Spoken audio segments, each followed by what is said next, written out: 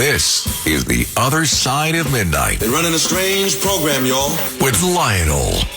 In no particular order, no rhyme or reason, no calculated introduction, no proem, no précis, no preface, no prolegomenon, nothing. Just jumping into it. One of my favorite expressions I get from people, and I think they mean well, is they'll say, "How do you do it? When do you get sleep? When do you sleep? When do you sleep?" And I appreciate that, I guess. And I want to say a couple of things about that. First, in case you're interested, if you're not, you're stuck because I'm going to talk about it. Until I get bored, then I'm going to talk about the next thing. First, this is an honor. I would rather be with you people than the finest people in the world, and I mean that sincerely. One of my favorite lines from the movie Roxanne. I always give that as a toast. It's one of the funniest lines, and nobody listens to. I'd rather be with you people than, T-H-A-N, than the finest people in the world. And nobody listened. They just raise their hand, "Thank you." No, thank you. Thank you, Father. I always love to say, I thank you not for what you do, but for what you appear to do, which I find fascinating. Another one, too. Nobody really listens to it. They just nod their head. But there are folks working 2 jobs, single moms, people working 2, sometimes 3 jobs, people busting their arse. And those are the people you should be talking about. Not those of us who are involved in this intellectually stimulating discussion of news and the stories of the news and, because what I love more than anything, well, I should say that, but in terms of an employment, if you will, if there is such a thing, is to comment on what's going on. I don't know what you call what I do. It's not news. I'm not a journalist. I'm not a newsman. I don't know what you want to call this. Used to be called talk radio host. But talk radio, and we're going to change this, for the most part, with all due respect, is kind of bland. It doesn't really, you're not shocked. It doesn't mean shock. Shock used to, not a shock jock. That used to be, gratuitously sexual, like that Howard Stern stupidity that it's great if you're 12 years old. It was like, wow, I can't believe I'm listening to this. Wow. Butt bongo? Wow. How innovative. Well, that was maybe then, if you were some pimple-faced, juvenescent, sophomoric, puerile little twit.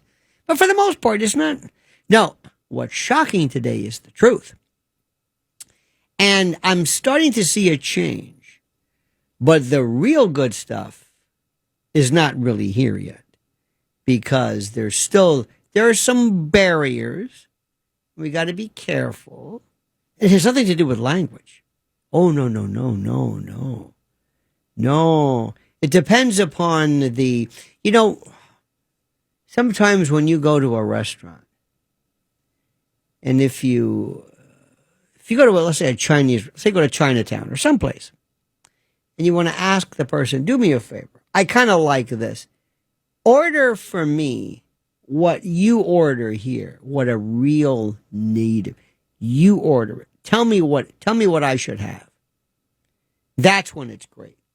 Not the stuff on the menu, but the stuff that they eat. Okay? So I want to tell you as close as I can to tell you what I want to talk about, but I can't. Because even though we're probably closer to anything, there are some subjects that just don't work. And they don't work because you're not ready for them. So I'm going to be very careful. And the reason why you're not ready for them is you're not used to them. So going back to my original question, I live in 2 different worlds. This is one world. And then in the world of podcasting and streaming, that's another world. And the other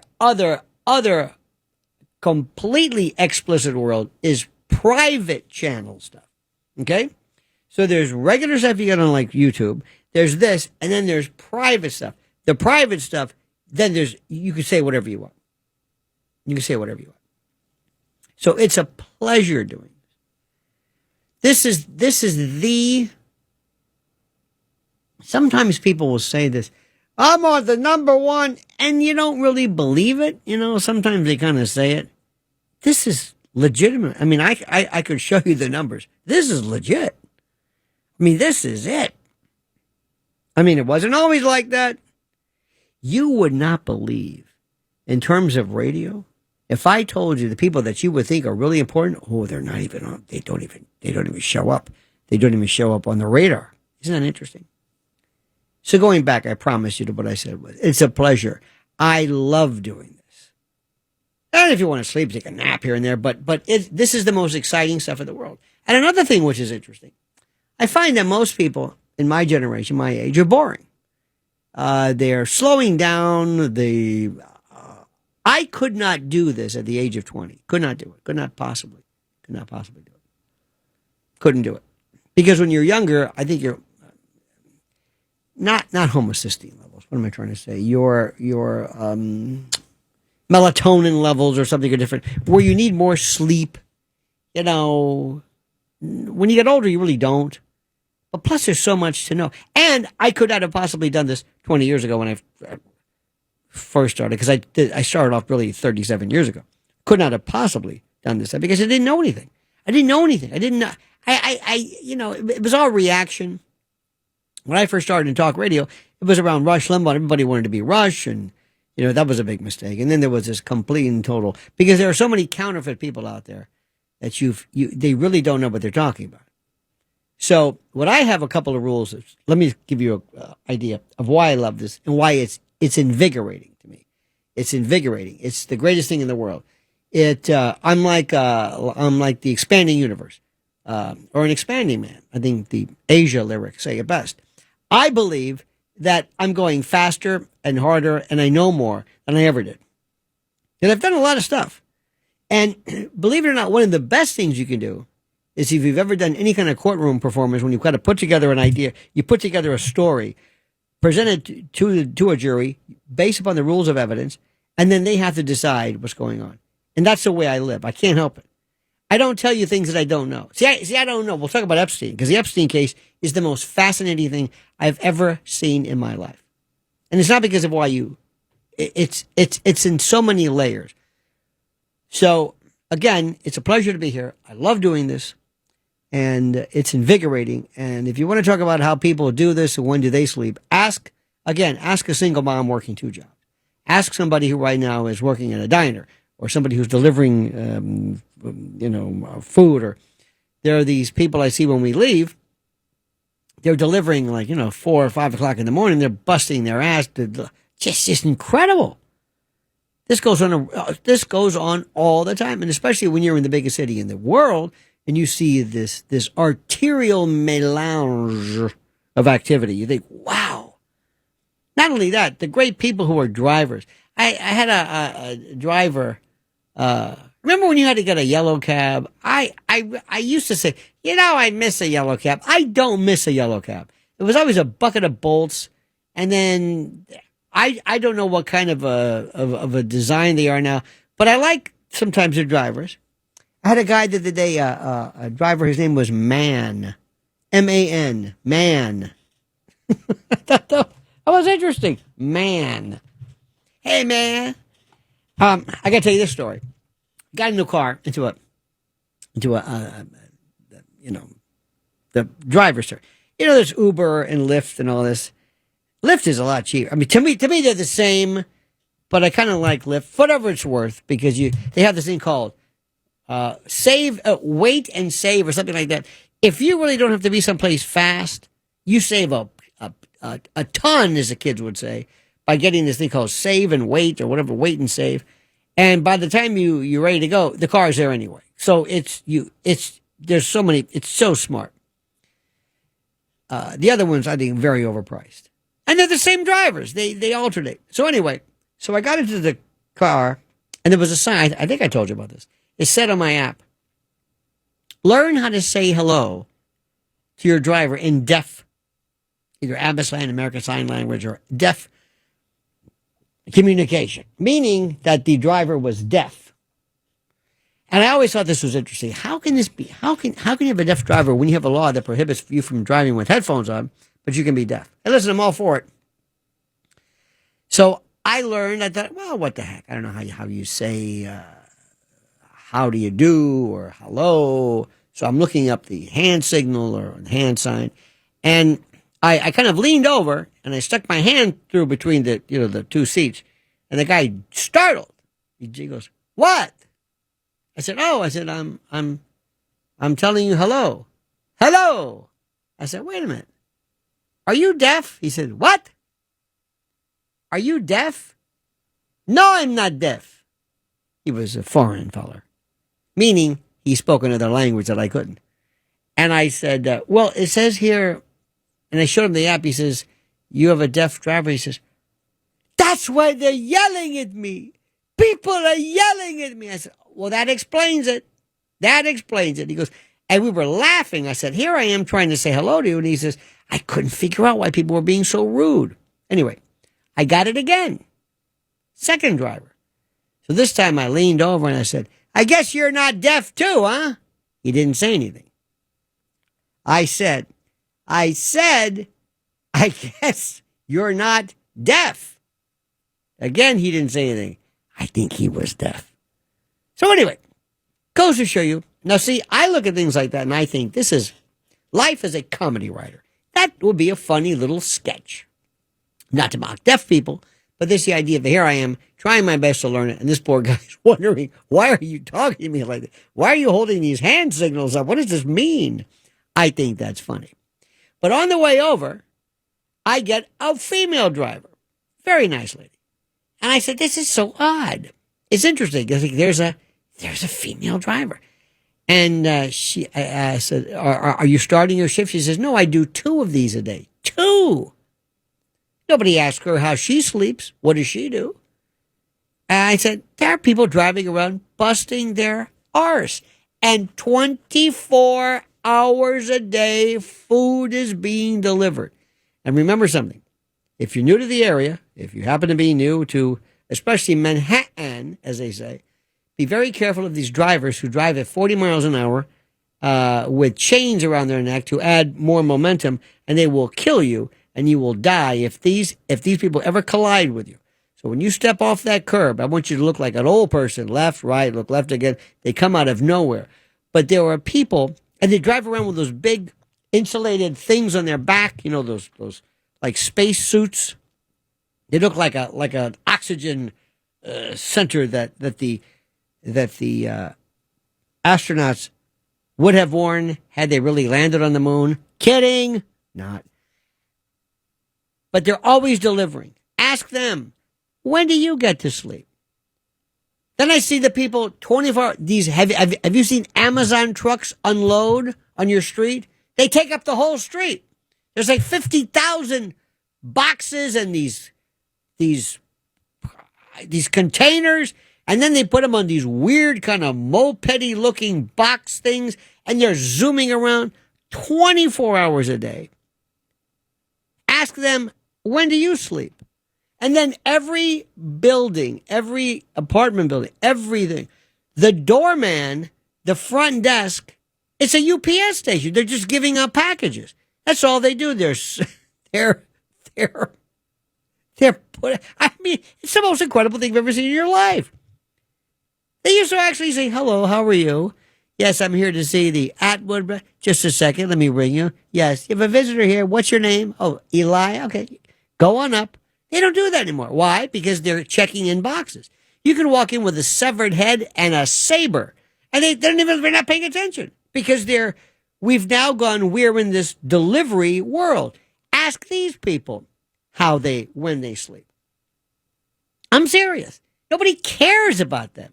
They just assume, well, of course you're out. Your life's ambition is 3:00 in the morning. And I'll tell you something. I see these dudes walking around they look Nigerian. Did you ever see an African, a real African? You can look. You can say, this guy ain't from Queens. This is a real African. With a helmet on, and he's delivering. How the hell does he know where he's going? 3:00 in the morning, 4:00. Ask him. When do you sleep? This place is filled with people who work 24 hours a day. And so I just had to say that because I appreciate people who say these wonderful things about, you work so hard. This is fun. We're going to be talking about the Epstein case because it's the greatest story in the world. But I just for whatever it's worth, I just find that it's so interesting. And then I find people say, well, you go to bed late, right? 1 o'clock in the morning. And when you get up early, when do you sleep? A lot of people don't even sleep at all. How many hours do you really need a day? How many hours of sleep? 3, 4 hours? They go through these things sometimes on YouTube. People say, well, you got to sleep, you got to your recovery and all this. These weightlifters and bodybuilders and between methylene blue, which it reminds me, when did we get hooked on methylene blue? Bobby Kennedy. By the way, Bobby, still waiting on the anti-vax stuff. Anytime. Don't rush this, Bobby. You've been very quiet lately. I think he's worried about red dye number 3 in Cheerios or whatever, or Pop-Tarts or whatever the hell he's talking about. What a flop he's turned out to be. And that's another thing. I tell you the truth. I'm not worried about telling everybody if the president is right. I'll tell you. See, yesterday he went to MetLife Stadium with the First Lady to watch soccer. I'd rather drink bleach than watch soccer. I would rather lick a hospital mop or suck a hospital or a bar rag than watch soccer. I'm sorry. I know football. And I know you love this, and God bless you, but I think that is the most god-awful, boring thing I've ever seen in my life. I don't know. I don't get it. And God bless people. They listen. It's a free country. You can do whatever you want. I'd rather watch 2 men pallbearing than that. Jesus, that's boring. Now, Eskimo Olympics, that's what I find. Go on YouTube, check out Eskimo Olympics. Just look it up. With the ear pull, hitting the bell. These Eskimos, they must have been drunk one night and said, hey, I got an idea. Let's you and I sit in front of each other on the ground, right? And then we'll tie a string around my ear and your ear, and we'll pull away and see whose ear bends or whose ear comes off. You think I'm kidding? That's a major competition. I don't know the name of it. Now, that's a sport. But soccer? Nah, not interested. 800-848-9222. Coming up, I'm going to go through the Epstein case. Oh, God. This is the best case. This is the best. It is fantastic. And also, there was something this weekend in Tampa, my hometown, called Turning Point USA, with a bunch of people just wasting your time, pontificating, and trying to hose you out of money to attend an event where people just basically say the obvious. All coming up next on The Other Side of Midnight with Lionel. Dress your best for beach, boardwalk, and barbecue. Are you ready? With the Summer Collection. Now live at WABCRadiostore.com. Fun. I love it. I love it. Apply your suntan lotion with ease as you wear your WABC radio tank top. It's hot. Shade yourself from the sun with the WABC bucket hat and sizzle while you grill, baby, grill. Wearing your WABC apron. It's hot. Have hot fun in the summertime and avoid a cruel summer at WABCRadiostore.com. Let's talk about Epstein. This is the greatest story ever. And what happens is nobody knows what the hell they're talking about. Nobody. Let me start off. Let me see if I can explain this. Nobody knows what they're talking about. Nobody. They think they do, but they don't. And you've just kind of jumped into it. And already we're into, is it Mossad? Where'd this come from? Well, it's Mossad. Everybody's an expert on Mossad. And Mossad is saying, this is not us. Don't say anything. Okay. 90% of the things that you think are Mossad, I swear to God, it's like nothing. But they like that because they're thinking they're in charge of everything, but we don't know. And that's one thing that I like to tell you. When I don't know something, I'm proud to say, I don't know. There's no proof of that. That doesn't prove anything. That's interesting. That might be worth following up on. But that doesn't improve anything. And what's also important is that we understand the following. And let me take you down this little story, little line, which is very important, about where this come from. Where did the Epstein story come from? Where this guy come from? Where'd this guy come from? What happened? All of a sudden, I thought that was over. Poor Pam Bondi, Mishkina Pam Bondi. Oh my God. There's no list. When I said there's a list on my desk, I meant there's a file on my desk of the list. Not the list, but a file. And that's what? What are you talking about? What? I don't understand anything. Did you hear what does that mean? Did you hear Dershowitz? He said, I've seen every name, but I can't tell you. But it's a document. Oh, it's not a list? Nope. Is it a file? Nope. It's a document, and they've been redacted. And the problem that he has is many of the names that were listed were not exactly victims, but were actual perpetrators listed as victims at 30 past the hour.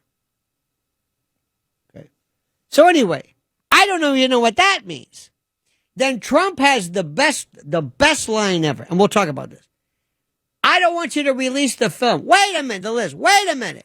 What? No, hold it. You said, is it the list, the file, or the documents? Which one is it? Or the logs? Or the flight manifest? Or the client? They're not clients. Wait a minute, Mr. President. Why don't you want them released? And he said, because the people in charge of keeping the list, or whatever it's called, this is the Biden people. So they're going to put my name in it, and it's not going to be real, like with, Crossfire Hurricane and everything else. So, no. I said, oh, okay. Well, that makes sense.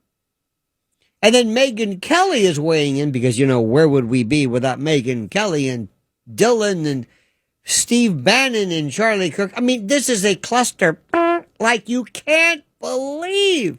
And I love it. I thrive on this. I love chaos because nobody knows anything. And none of this would have happened had Pam Bondi, who is a great person, from Tampa, from good person. Absolutely.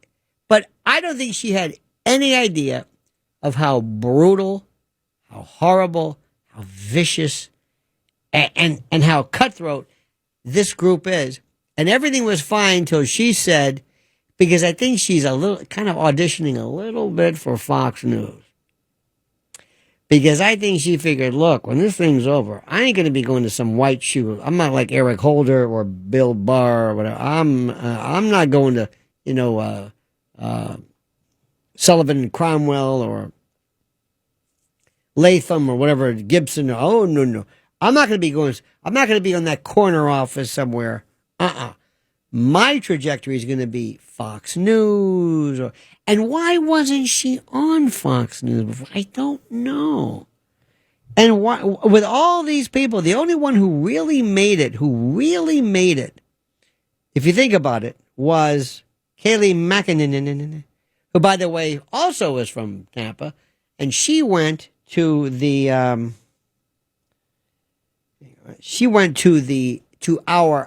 I went to Jesuit high school in Tampa, and our sister school, whatever that means, was the Academy of the Holy Names, where Kayleigh McEnany went. You got this? So it's just kind of a small world, but she did it. Now there are these other people. My favorite too is Tammy Bruce. Have you caught her? What the hell is this all about? Tammy Bruce said, I'm so glad to be working for the greatest country in the world next to Israel. And I'm thinking, now, wait a minute, now, hold it. First of all, you had me there next to what? Nothing against Israel. No, God, no, please. Oh, for the love of God, no. Go, God, no. But isn't that odd? Ted Cruz, the only reason I went to Congress was to promote, what I'm paraphrasing, The Israel say, wait a minute, what? Did I miss something here? Maybe I wasn't paying attention. Why are you saying this? Well, I think people are suspecting why, but that's a different story. So Trump basically picked his cabinet, I think, based upon people that he thought were kind of cool or hot looking or popular or, were macho, like Pete Hegseth. Yeah, he's got tattoos and yeah, he was in the military. Yeah, I like him. I like Pete Hegseth. Then there's Kash Patel, Mishkino Cash, who always looks like he's looking at his first autopsy. He always looks frightened, shocked. He looks shocked. And then Pam Bondi, why? Well, she's, I guess, helped him with the impeachment thing, Everybody he's got. Carrie Lake. Remember Carrie Lake? Carrie Lake? The motor car. Anyway, she's the head of VOA. What is Voice of America? I don't know. I'm not even sure. But she's there. Christy Nome. I said Christy. Yeah, Christy. She's the Charlie's Angels. She's DHS. Look at me. Hey, remember the first week? We're out and we're arresting people. How they let her near some guy, some perp, who could have just turned around, elbowed her, broken her jaw. Why they did this, I have no idea. She's actually holding an M4, some automatic weapon with this unloaded. Alina Habba, who did the same thing, but she went to New Jersey. She was actually very, very good. She's still, from what I'm seeing, I'm very surprised. She's U.S. Attorney for New Jersey. Judge Janine, so far doing a great job, I think. But Pam Bondi's got, she can't stay there. She can't stay there. Can't. Because of this. She's got a problem. She's lost the faith of the president, the faith of the bureau. She brought this up. Nobody was talking about this until she talked about with the file. It's on my desk, but I don't mean the list, but it's on my desk. Well, not really my desk. I don't have a desk. There is no file. There is no Epstein. What are you talking about? Pam, what? Then, to make it even more interesting, Bongino, who realizes, I don't know what the hell I'm doing here. I really don't know what I'm doing here. First of all, I'm number 2 to Kash Patel. Please. Ask Vivek Ramaswamy how that number 2 position goes for you. Good luck with that one, Vivek. Good luck with that one, Tiger. So he says, Vivek said, I'm out of here. Now he's putting ads welcoming people from New York to Ohio. Okay, fine. That's another issue. We'll get to that later. But anyway, so Bongino, he's the genius. He said, and he floated this thing. Rumors have it that he was yelling and screaming at Pam Bondi because of her handling of the such and such and the whatchamacallit and the Muhammad, and I'm going to leave. Now he's going to leave. He goes back. He's the hero in the world of podcasting, streaming, YouTube, Rumble, which a lot of you find, folks, that's not your area. So you don't know what I'm talking about. And I understand that because to some people, their whole world is AM radio. God bless you. And more often than not, the mothership here. The mothership. That's fine. This is not a criticism. But you're wondering, well, why is it a big deal? Oh, no. Bongino leaves, and he goes, let's see, shows up at Turning Point or whatever, or some, I don't know. He could be the next Tucker Carlson, who, by the way, Tucker doesn't know Tucker just talks so much crap, he just forgets what he said, and he's good 80% of the time, but he'll come up with some whoppers. It's like, where did you get this from? Anyway, so Bongino is going to leave, and he's going to say, I have more integrity than to be a part of this, and I'm not going to put my name to this of it because you and this and the list, and I'm out of here. Meanwhile, Cash is walking around looking stunned. He's on TV. Cash just wants to go on Joe Rogan or anybody else because deep down inside, they're podcasters. They don't really want this. You don't really want to be ahead of the FBI. Do you really want to do that? Seriously. Do you really want to be if I were the president, my head of the FBI would be some guy you've never heard of who hates going on TV. Hates it. Remember Merrick Garland? Remember that twit? Never saw him, and for good reason. Even Bill Barr. Not these folks. Oh, they can't wait to go because they want to go on Fox News. See, Fox News is an addiction. Fox News is an addiction, a religion, a political party. It's everything. It's everything and anything to most people. It's the most important. There are people who think that Greg Gutbucket is the William F. Buckley, the Murray Kempton of our generation. They have no earthly idea. They think that's the news. They think that's conservatism or political correctness or whatever the word is you want. They believe that. So anyway, everything was groovy with Epstein until Pam, bless her heart, decides she's gonna just, bring up the list or the file or the terabytes of tens of thousands of victims. Wait a minute, what? Why are you bringing this up? This was put to bed. They forgot about this. A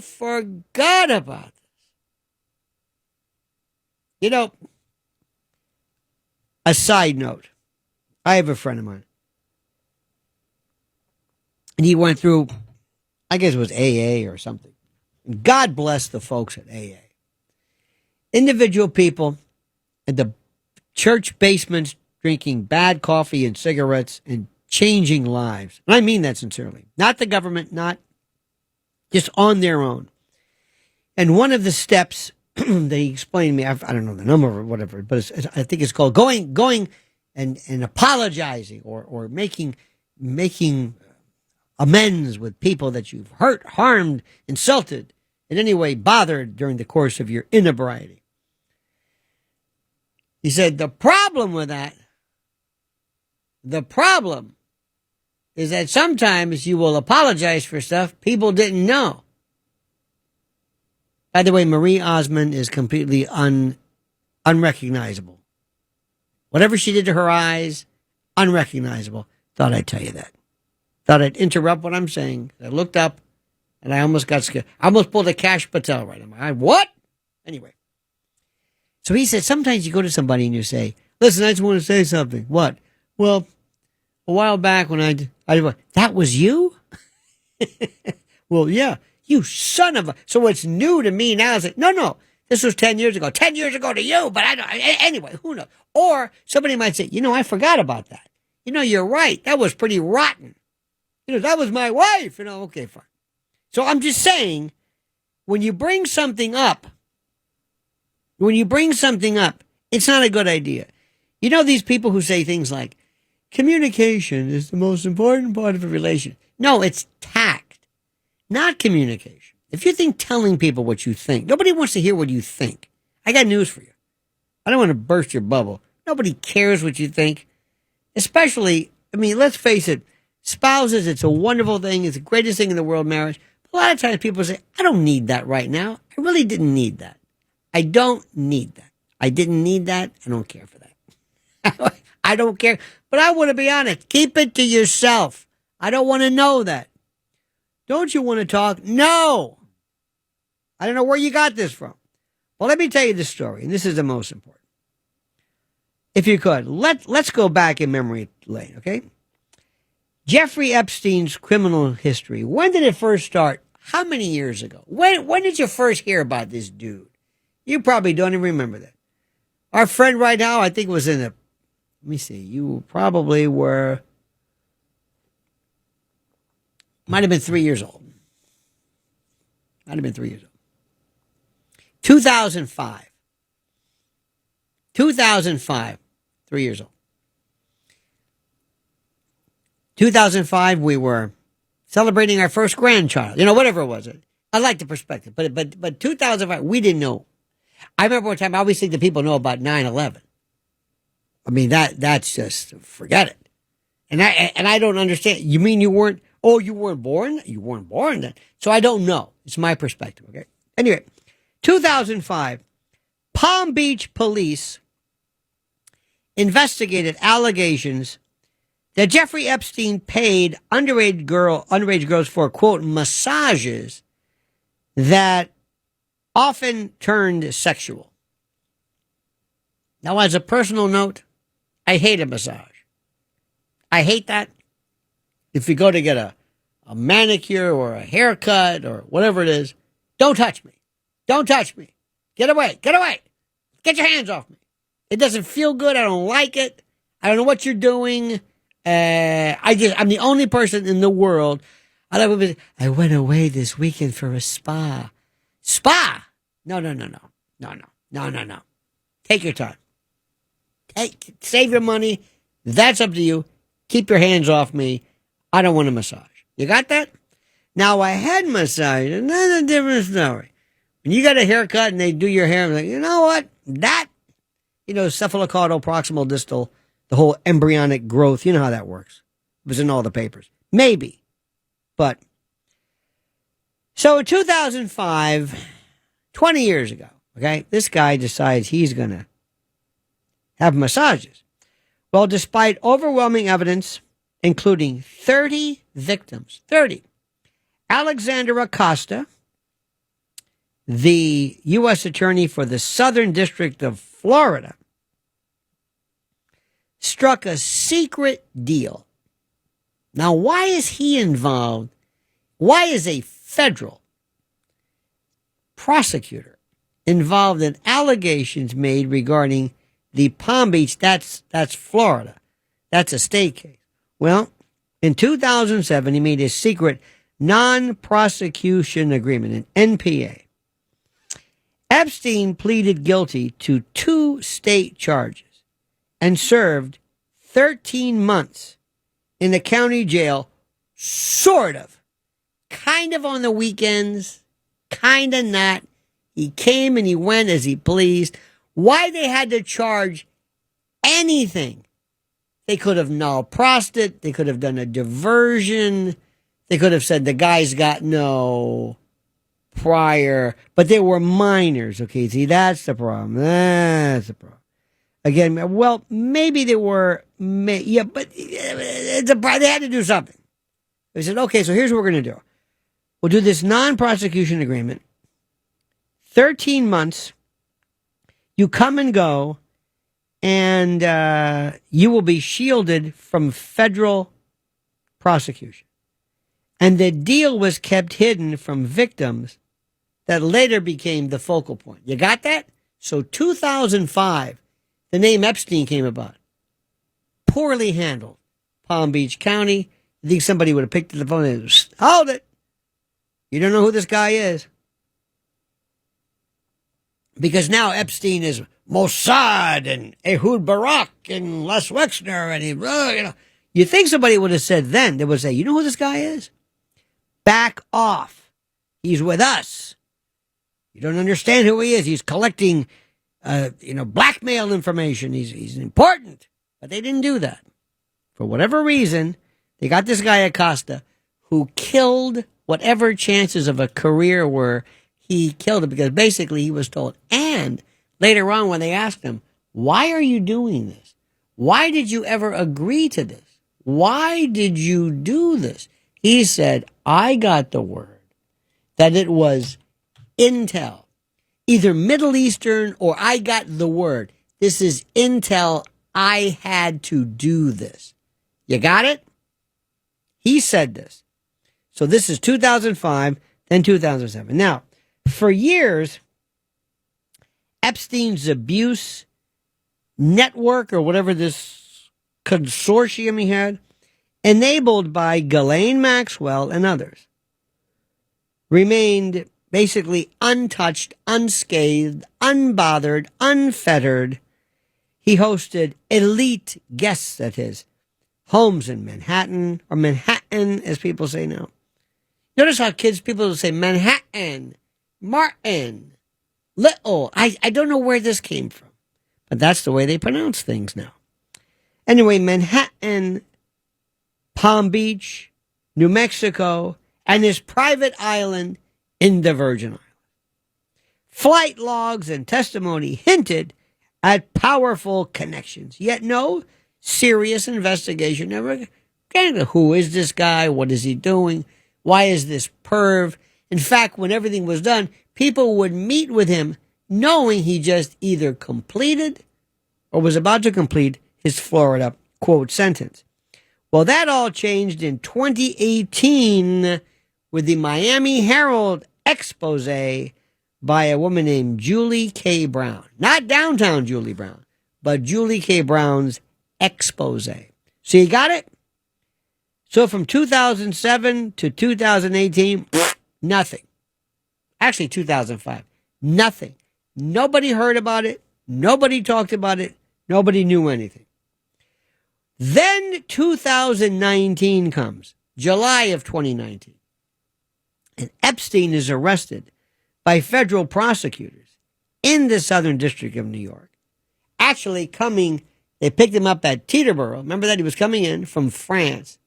And why they didn't just whack him or disappear him in France, I have no earthly idea. What was the purpose? If I ran this place, he wouldn't have seen daylight. He would have just disappeared. Why? Well, we're going to kill him later. Why didn't we just do it the easy way? Just disappear him.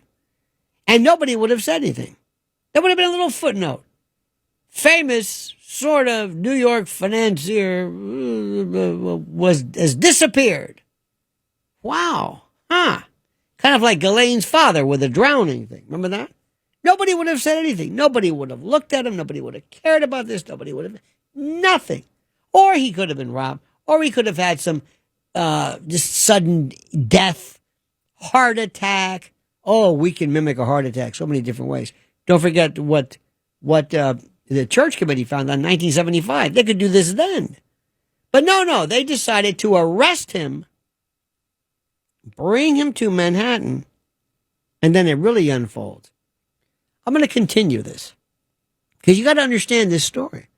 And I hope you got time. I've got until 5 in the morning. I hope you don't mind if I continue with the story because it gets great. And nobody's ever really taken you through it. So this is Lionel. This is The Other Side of Midnight. And if you really want to know what's going on, stay tuned. The Other Side of Midnight. Dress your best for beach, boardwalk, and barbecue. Are you ready? With the Summer Collection. Now live at WABCRadiostore.com. Fun. I love it. I love it. Apply your suntan lotion with ease as you wear your WABC radio tank top. It's hot. Shade yourself from the sun with the WABC bucket hat and sizzle while you grill, baby, grill. Wearing your WABC apron. It's hot. Have hot fun in the summertime and avoid a cruel summer at WABCRadiostore.com. By the way, I'm watching the Weather Comedy Channel. That's that Byron Allen who puts these people together, and he supposedly is a billionaire and all that. I don't know what. But it's funny weather. Roofs coming off and people. Sometimes during the course of my YouTube foray, I will just get involved in a particular subject. Lately, I've been getting into how vicious apes are, chimps, bonobos, but chimps in particular. And when a chimp, I was just telling Tony, when a chimp attacks you later on, they're cute when they're a little, but later on, they'll rip your face off. They go for your face. They'll bite fingers. They bite your fingers off. And here's my favorite. They will rip your testicles off. You heard me. Rip your testicles off because they do not want you to procreate. Okay? Just keep that in mind. So back to our friends. The Epstein case. This is what it's so interesting to me. In 2019, everything changed. July of 2019, Epstein was arrested by federal prosecutors from the Southern District of New York on new sex trafficking charges. Why? Why? I don't understand this. This was during the Biden administration. If this was all some big Mossad, honeypot extortion And I think Blinken was certainly, I think, coordinating with the administration, Netanyahu, and why would they do it? I don't understand it. Because they say something and then they violate it. No, this is a big extortion. Well, why are you arresting him then? Why let anybody know this? Why is he alive? You're going to kill him later, and they killed him. Remember that. This business about, well, they committed suicide. Pam Bondi, you lost me there. And Bongino and Cash Patel, oh my God. I think I've said this a million times about the hyoid bone, thyroid cartilage. But anyway, so they decide to arrest him. Days later, he's found dead in his cell under circumstances. We've been through that before. This is the worst. You don't need to be Quincy to figure this one out. 2 security guards. I don't know. Remember that? They had, who are these people? It malfunctioned. Guards fell asleep. They were surfing the internet. And the autopsy report, at first, remember, they said, well, it was inconclusive. This was the state. This was the government. Michael Biden came along and said, no, this is not inconclusive. This was a homicide, as he would say. And anyway, later on, they ruled it a suicide. Okay, that's 2019. What about Ghislaine Maxwell? Ghislaine Maxwell comes along in 2020, tried in 2021, convicted in 2022. She gets 20 years. Diddy, they have him on film, trafficking, organized crime, RICO, sex trafficking. This is, I got more to say. This is fascinating. If you didn't know this, oh, you're missing something. Our number 800-848, I believe 9222. And I don't want to hear about any calls defending soccer because you know and I know it's boring. And the Epstein story is, I swear to God, I am in love with it because it has a lot of moving parts and a lot of history and a lot of background. And yet nobody ever stops and says, let me tell you how this got here. Because you just jump into the middle of it and you figure, well, I guess it's the biggest. The story is so huge. I don't think anybody really understands how big it is. I mean, it is colossal. It is more colossaler than anything you've ever imagined. So just that you understand something, they killed him. Now we can argue about who killed him. We don't know. At least that's the official story. Remember the guy who was the first person I would talk to is his roommate Tartaglione, and I would say, hey, what do you know about this? You got into it. You had some, he says he has some throat trauma from you, had a bit of a rough up, a scuffle, maybe. That's an interesting way to go after somebody, isn't it? When you fight somebody, isn't that something, do you go after their throat? It's interesting.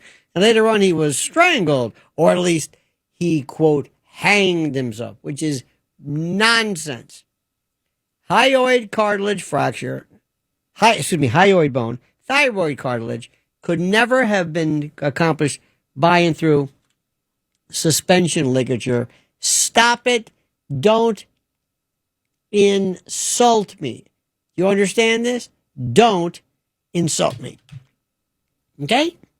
Just don't. Stop it. Just don't do it.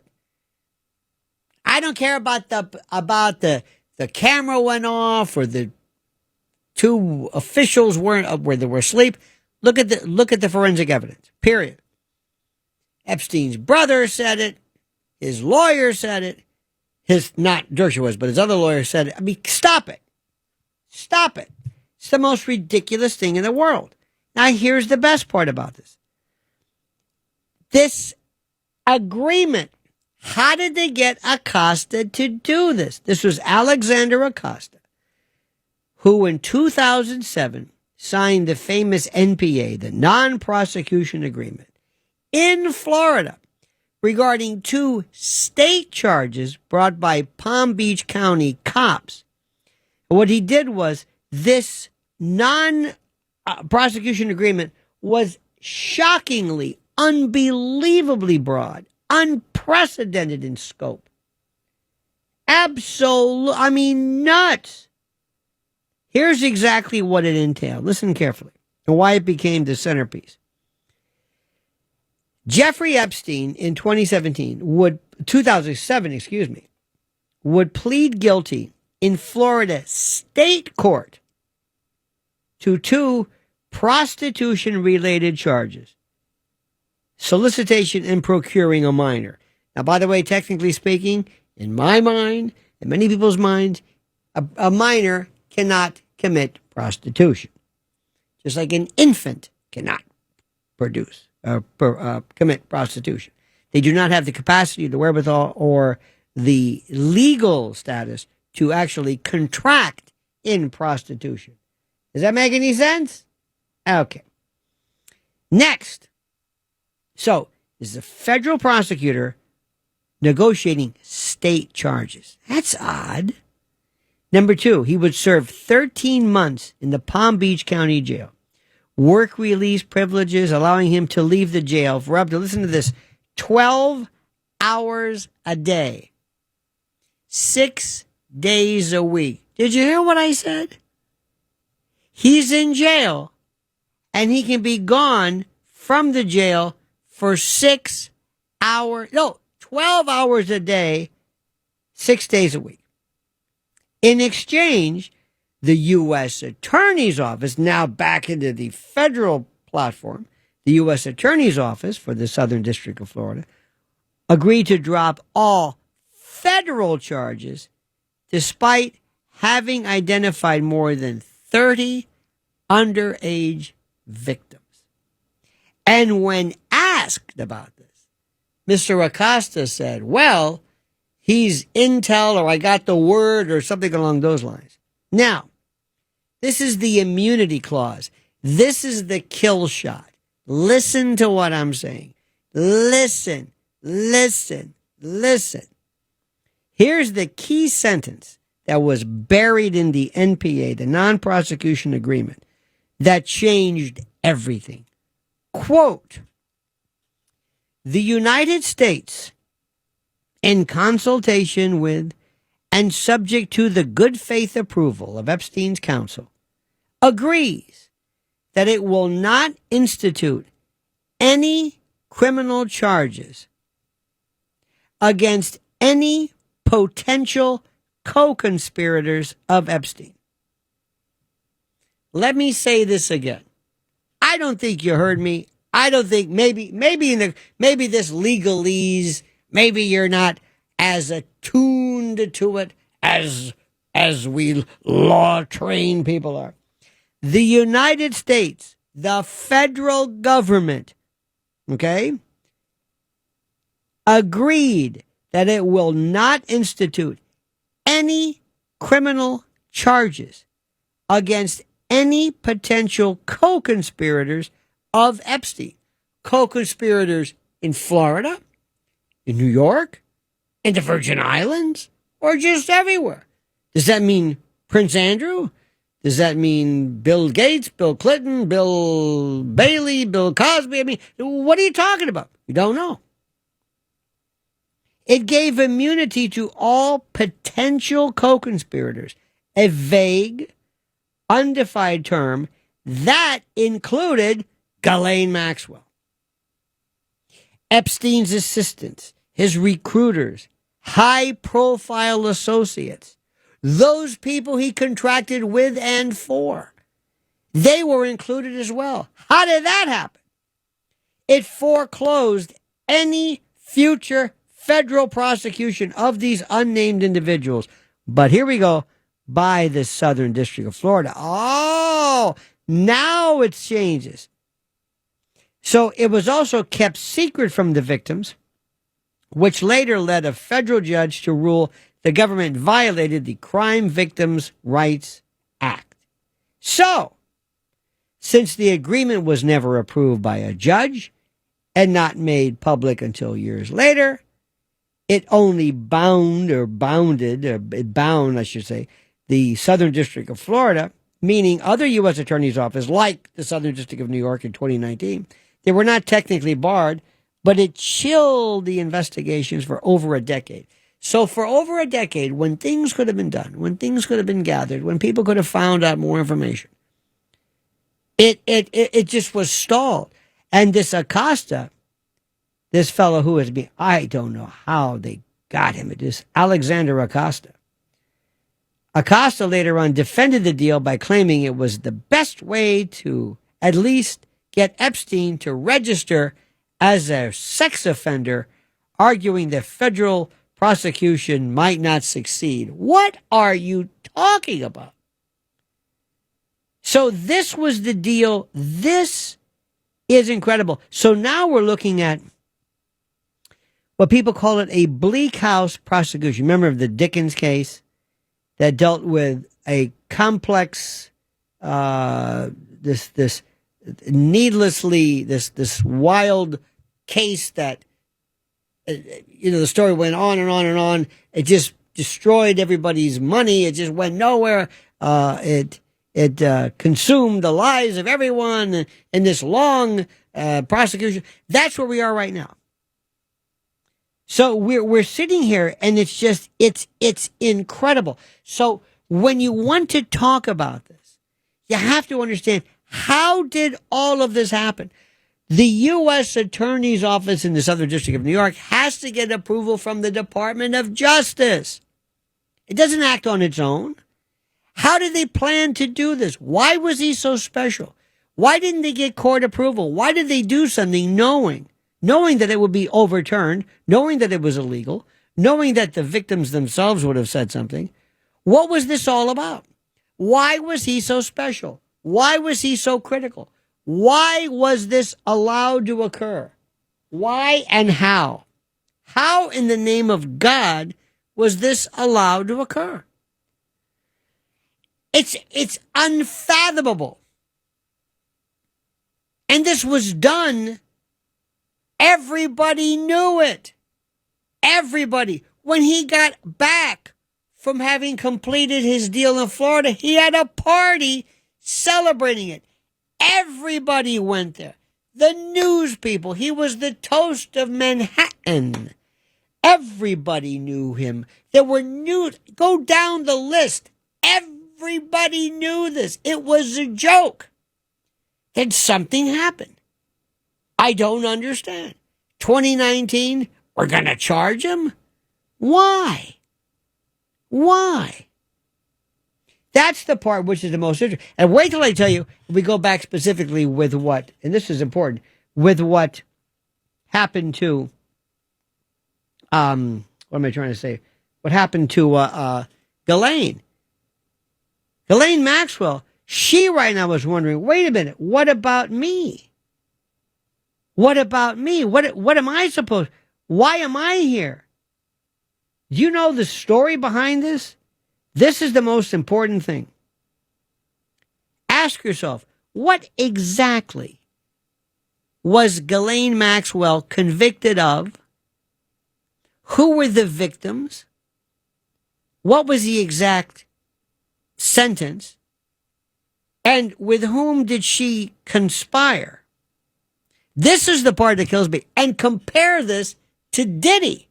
Diddy, they had him on film. He's beating the hell out of Cassie over and over. Astrolube, Jiffy Lube, you name it, the Crisco, baby oil, Tootsie Rolls, videotape, freak-offs, case after case going on for years, and nothing. He was convicted of nothing except some stupid piddly nonsense. This is the part that blows my mind. Because the thing about this, remember, Ghislaine Maxwell was found guilty on 5 criminal counts. Conspiracy to entice a minor to travel to engage in illegal sexual activity. Conspiracy to transport a minor for illegal sexual activity. Transportation of a minor with the intent to engage in illegal sexual activity. Sex trafficking conspiracy, and sex trafficking of a minor. She was actually acquitted on 1. And there were 4 women, then minors, who testified.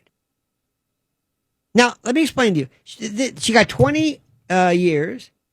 They wanted 30 to 55 years, but she got a break.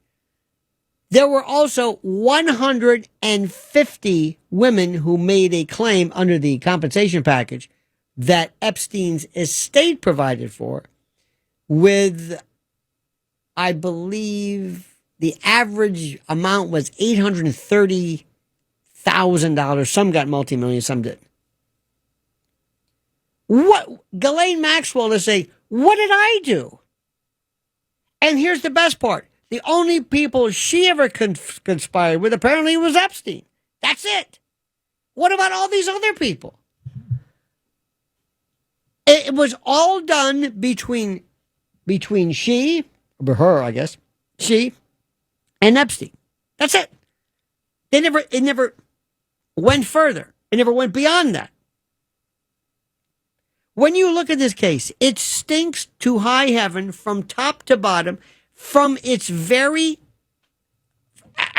every turn. It is so corrupt.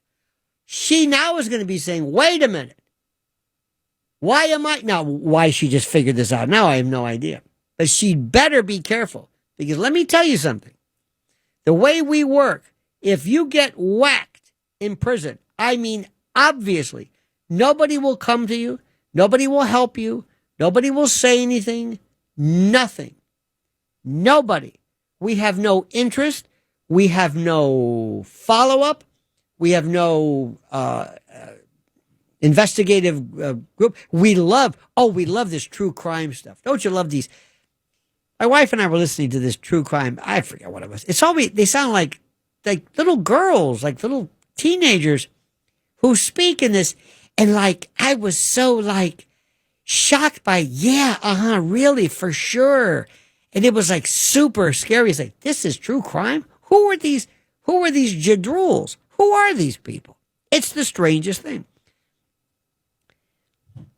Let me see, because I know I'm not getting this across. And then we'll take your calls. This is so corrupt. And now we're left with Pam Bondi, who said, I've got the list on my desk, but it's not really a list. It's a file of the list, and there's nothing in there. There's no clients, quote clients, which I agree, because he's not a pimp, believe it or not. He didn't commit suicide, he committed suicide, rather. And I'm not going to mention any of the victims. I'm not going to release, nobody's asking you to release actual pictures of vile pictures. And let me also say one thing. And by the way, Bongino and the other Jadrul, the Chidrulos, the whole group. Oh, that's right. And take it from me, he's such a liar. But here's the best part. And then I swear to you, we'll take a little interruption, then we'll take your calls. Everybody's saying, Mossad. Oh my God, we love Mossad. We just get a kick out of it. Do you think that if Mossad, CIA, MI6, ICE, whoever the heck it is, Scotland Yard, do you think that if they were running a honeypot extortion organization since before 2005, this is 20 plus years, do you think they would have allowed these data pieces to accumulate? Do you think that nobody would have said, let's pick up some of these hard drives now, or let's wait, let's let them accumulate in some closet, and then when the FBI eventually comes in to do the search, then they'll be made available? Do you believe that for a moment? Do you believe that if this was a honeypot extortion blackmail ring, they wouldn't be picking up the evidence constantly? Or would they let it sit there for a period of years? So what's all these terabytes of information that Pam Bondi supposedly has, either in a list or a file on her desk or in the air or in her mind? You see, what happens is, and then, I lied to you. Then Trump says, listen, I don't want to release these after all. What? Why not? Because Biden and these people had the list, so they're going to, or whatever this file list, or as now Dershowitz says, documents, another version of this, because they're going to mention me incorrectly, unfairly, and illegally, and I had nothing to do with it. You got it? Can you follow this? If you can, you're lying because there is no following. This is deliberately circuitous. Our number 800-848-9222, 800-848-9222. More coming up. Get ready. This is the most incredibly fascinating story. It's labyrinthine. It is so complicated, but it's also complicated the way they twist and turn the facts. Ladies and gentlemen, our friend and yours from parts unknown, weight unknown. You'll know him, you love him. Give it up for Vincent in Brooklyn. You're on the other side of midnight with Lionel. Good evening, Lionel. Lionel, I don't know if you saw the photographs that were published the other day in the newspaper of Jeffrey Epstein on the mortuary table after supposedly he killed himself. Did you see how deep those ligature marks were? Exactly. I maintain for a person to do that to themselves, right, the amount of pain that you would inflict on yourself, you would have to inject cocaine directly into your neck, or you'd have to be high as a kite, because your own instincts would kick in and you would stop yourself. Me personally, I believe this is the same thing as what happened with Whitey Bulger. Whitey Bulger was in the joint. All of a sudden, he's in a hallway. The guards are not there. The camera that's supposed to be trained on that part of the wherever Whitey was, right, wasn't working. They got no film. All the same things that happened to Well, they also, remember, the fellow who, I think somebody from the Massachusetts area, whatever, somebody who was trying to make a name for himself, who was otherwise doing maybe life or whatever. But let me go back to this. I don't want to go too much into the specifics of this, but if I were to take a cord or something, somebody was suggesting that the CPAP cord might have been. Oh, BS. Well, wait a minute. Because that ligature, that is consistent with the cloth that he had, or we don't know what the exact. But the ligature looked to me like it was clothesline rope that my mother used to use 70 years ago to hang the laundry. No, in but the it yard looks in like, Brooklyn. but that cord, it's the same thickness. But what I'm saying is, if I were to put this around you, and I were to pull this as tight as possible, you would be immediately just like a sleeper. You'd be out so fast, Exactly. you wouldn't even know what hit you. The problem in 2020 during COVID, I was someplace and somebody was going to make a move on me. Mm-hmm. And in a split second before they could make the move on me, I made my move on them. I had their Adam's apple between my fingers, and literally within 4 seconds, they realized if they proceeded, they were gonna die. And they let me know as the light in their eyes was going out, I knew that the guy gave up the ghost. And now, by the way, two things. First of all, it's 30 past the hour. I want to remind you of that. If I were to try to crush your trachea, that is a choke. Exactly. And that's what I did. On the left, make sure the statute of limitations has expired. Yeah, but you have the right to remain silent. As your counsel, you have the right to remain. Anyway, nobody filed charges against me, and nobody is. Well, dead men tell no tales. What do I know? But the thing is, a carotid restraint, which is what this would be. This would be me seizing the carotid artery. This is the sleeper, the bare naked choke. This is where you pass out, and then later on hypoxia. Remember Robin Williams, who hanged himself on a doorknob. Exactly. Exactly. Anyway, but here's the thing. Now let's keep going. If I see the hyoid bone, even what you're doing, the hyoid bone, which is this wonderful the only bone that's not connected to anything, and the thyroid cartilage, both of them shattered, fractured, whatever it is, that is only done. Strangulation. Exactly. Now, that notwithstanding, but here is the issue. Why, Vincent, would they even, if they wanted to do it in front of everybody. They wanted to show you. We want This is what's going to happen to you if you fall out of line. But here's the thing. It caused more problems than you could ever imagine.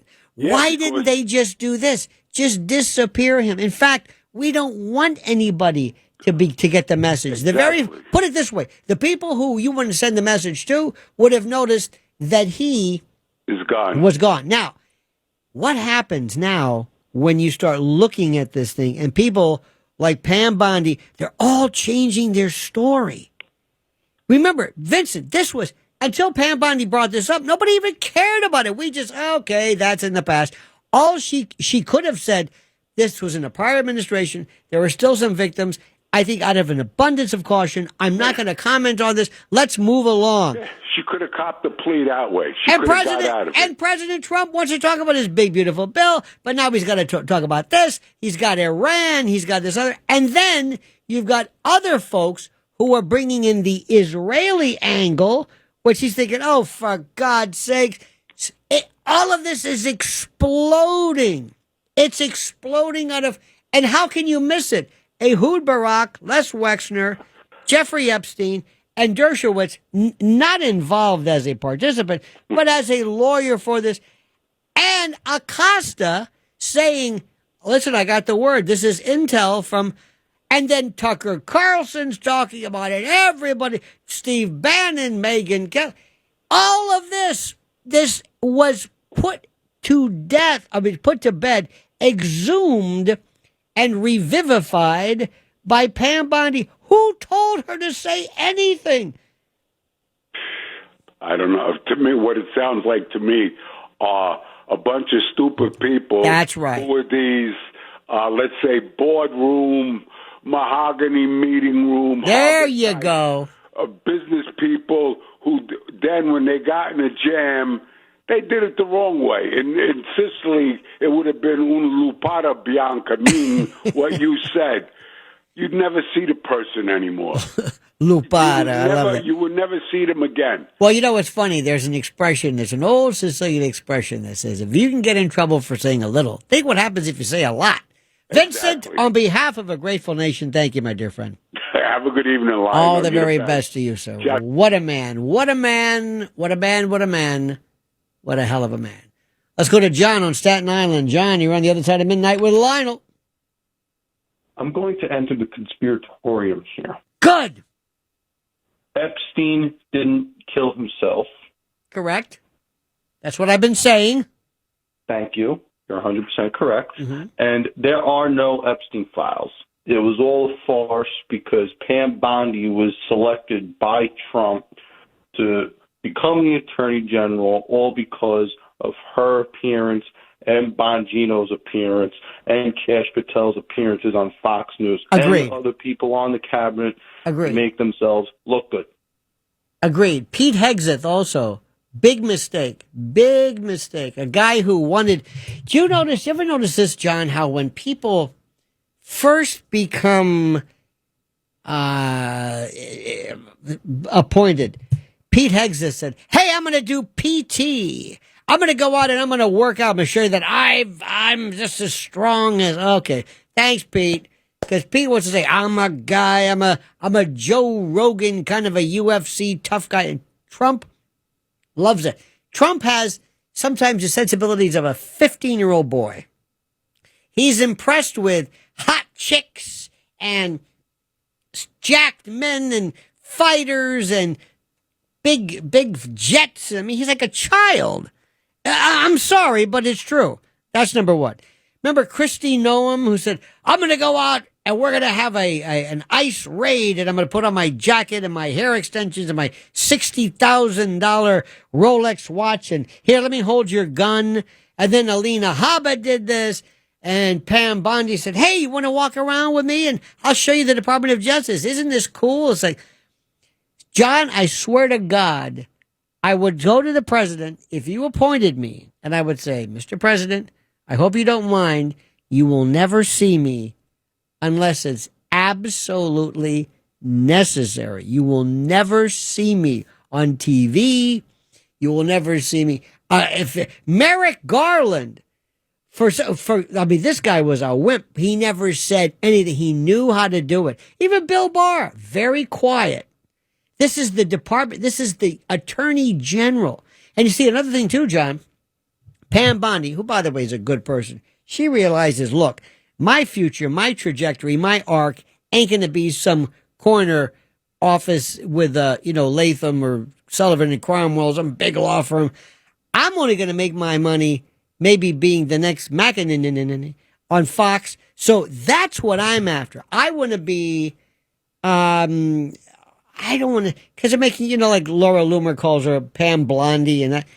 This is what happens. This is Trump's lunacy by picking people who are intellectually fine, but socially immature, who love the limelight. What do you think of Tammy Bruce?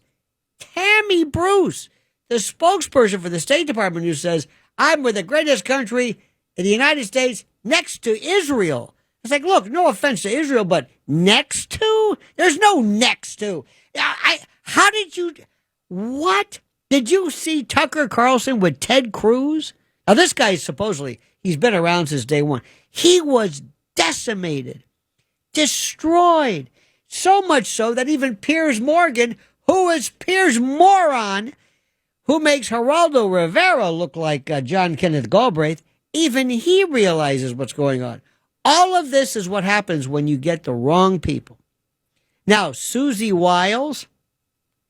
You know Susie Wiles, right? Everybody loves Susie Wiles. Susie Wiles she's so quiet. She's the brain, the chief of staff. Susie Wiles. Yes. Susie Wiles. Well, Susie Wiles, did you ever hear about her with the Ballard Group in Florida?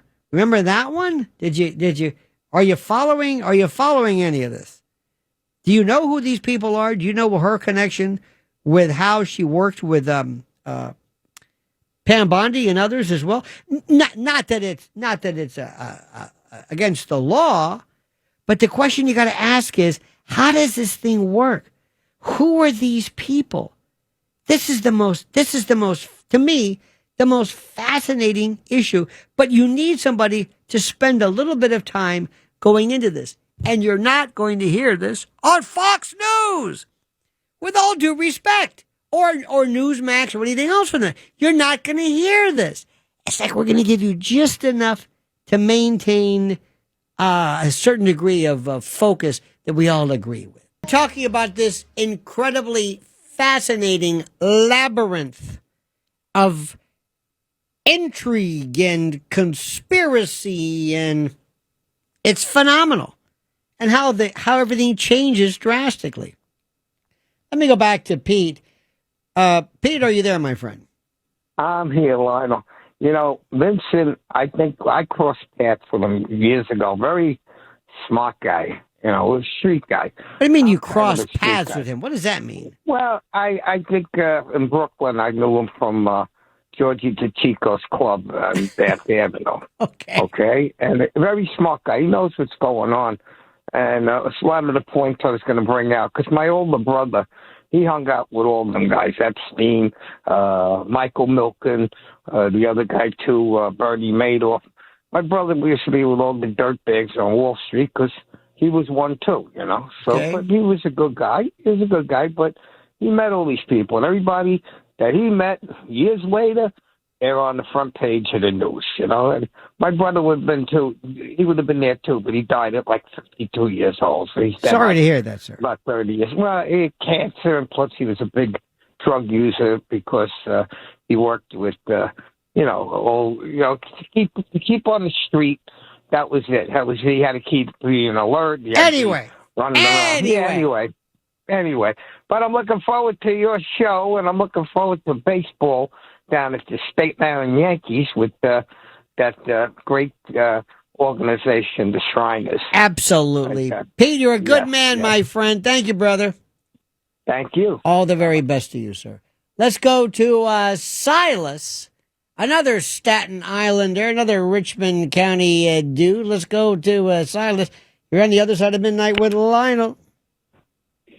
Yeah, I'm so glad you brought the subject up.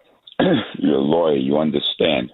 But it's First of all those complicated. people- But Silas, Yeah, you got to spend a little time explaining 2005 this started and how we ended up here. I think it's fascinating. Yeah.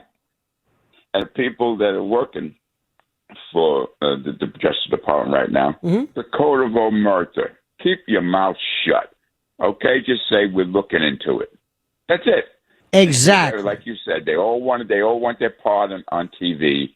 And, you know, and if somebody like P. Diddy, for future rap stars, if you want to have your freak offs, you better get consigned. That's exactly. You know, Silas, you say that. If I swear to you, all you have to do if you're going to have an orgy, and pay attention, Tony and Silas, if you ever want to have an orgy, make sure you have them sign an NDA that says you are part of a filming. This is a real life episode of an adult or whatever it is. You are waiving any and all claims, and you basically say you hereby state that you are over the age of 18 or 21 or whatever the particular age is, that you consent to this, and that's it. An end of discussion. But Silas, think about this. Think about this. Call it making movies. But think about this. There's a picture of him, and by the way, the picture of with Cassie had nothing to do with anything. They're absolutely beating the hell out of her. And do you realize not one predicate act stuck? Nothing. But Ghislaine Maxwell is saying, wait a minute. I don't know you why mean she's to tell in jail. all of her 5 charges are between Ghislaine and Epstein. Where are follow me on this. There are 150 folks who settled. 150. And of this I one, ain't saying she's a gold digger. well, wait, but 150 of them did not engage necessarily exclusively with Epstein, but with others. Where are the others? Do you mean to tell me that Virginia Giuffre and others said, no, it was just Epstein? No, they mentioned countless people. Not one of them. Think about this. This case stinks to high heaven.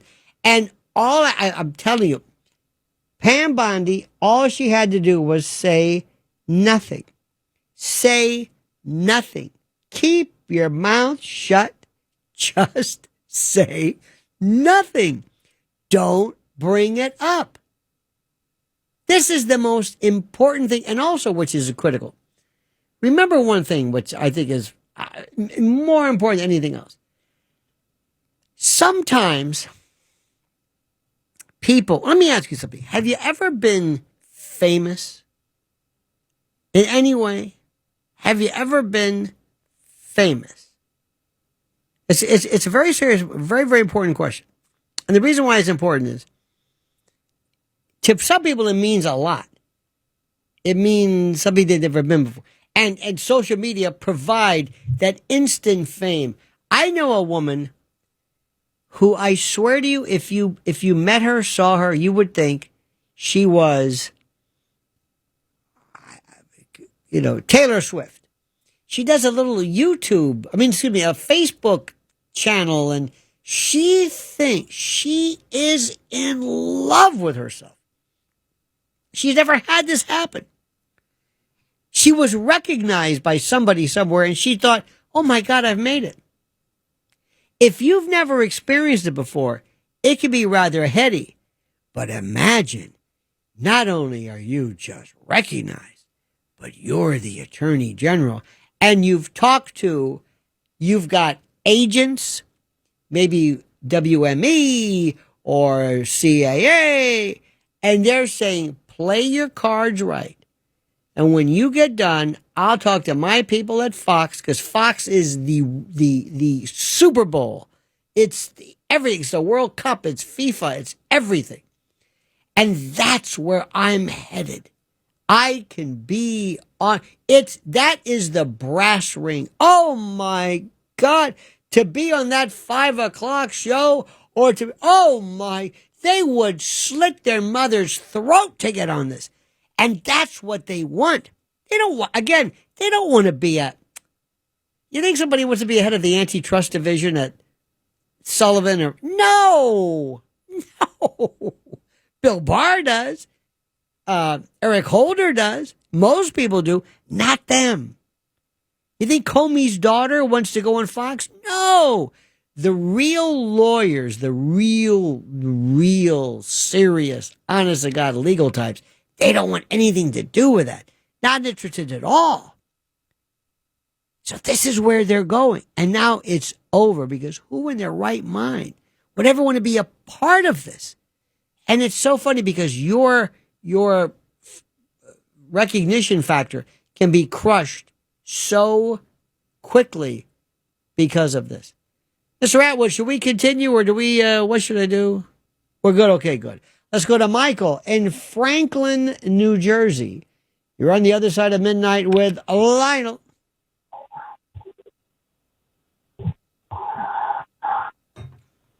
We have another snorer by any chance? Tell me we have another snorer, please. Keep it there. Keep it going. I think we have another one. I think we have another snorer. Not a schnorer. 3 in a row. 3. What do you think? What do you think, Riff? What's your verdict? Is that snorer? Is he asleep? He sounds healthy. That's a very odd. Tony, what do you think? Is that sounds like he's breathing. Sounds like a Darth Vader type of breathe.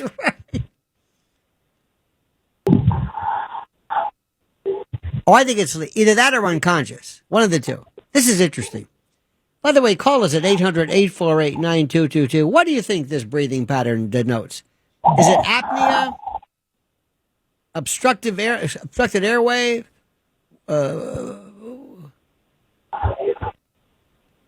This is very most interesting. I'm normally pretty good at this. I don't hear any rhythm. Normally with breathing, there's a kind of a repetition, kind of like a 4/4. This is more like Dave Brubeck. This is like 5/8. This is weird. Call us 800-848-9222. What's your guess? Breathing or not? Unconscious or not?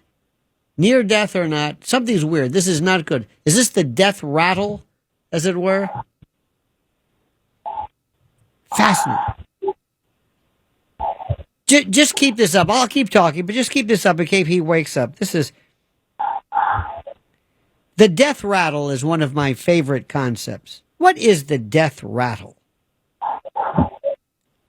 Have you ever heard that? You ever heard this? It's a wonderful thing. It's this. It's that. It's terrible to say this, but it's that last wrath.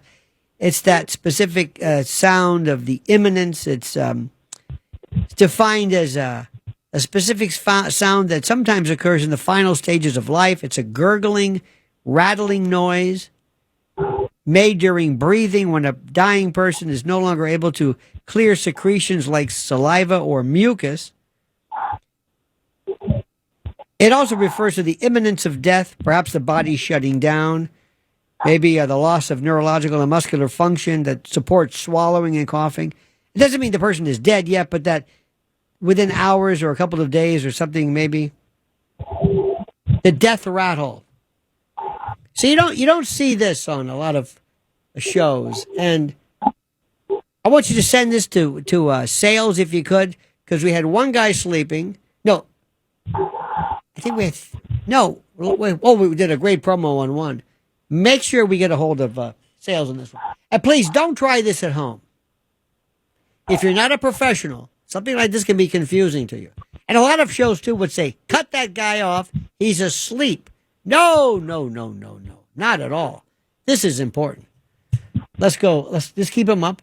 Let's go to, ladies and gentlemen, from our conspiratorium, you know her, you love her. Let's go to her. She goes by the name Cut Up Chatter. Oh. There we go. Cut Up, what do you think? Is it death, unconscious? What's your take?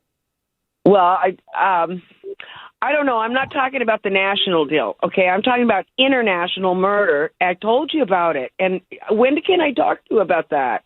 No, I'm talking about, well, not now.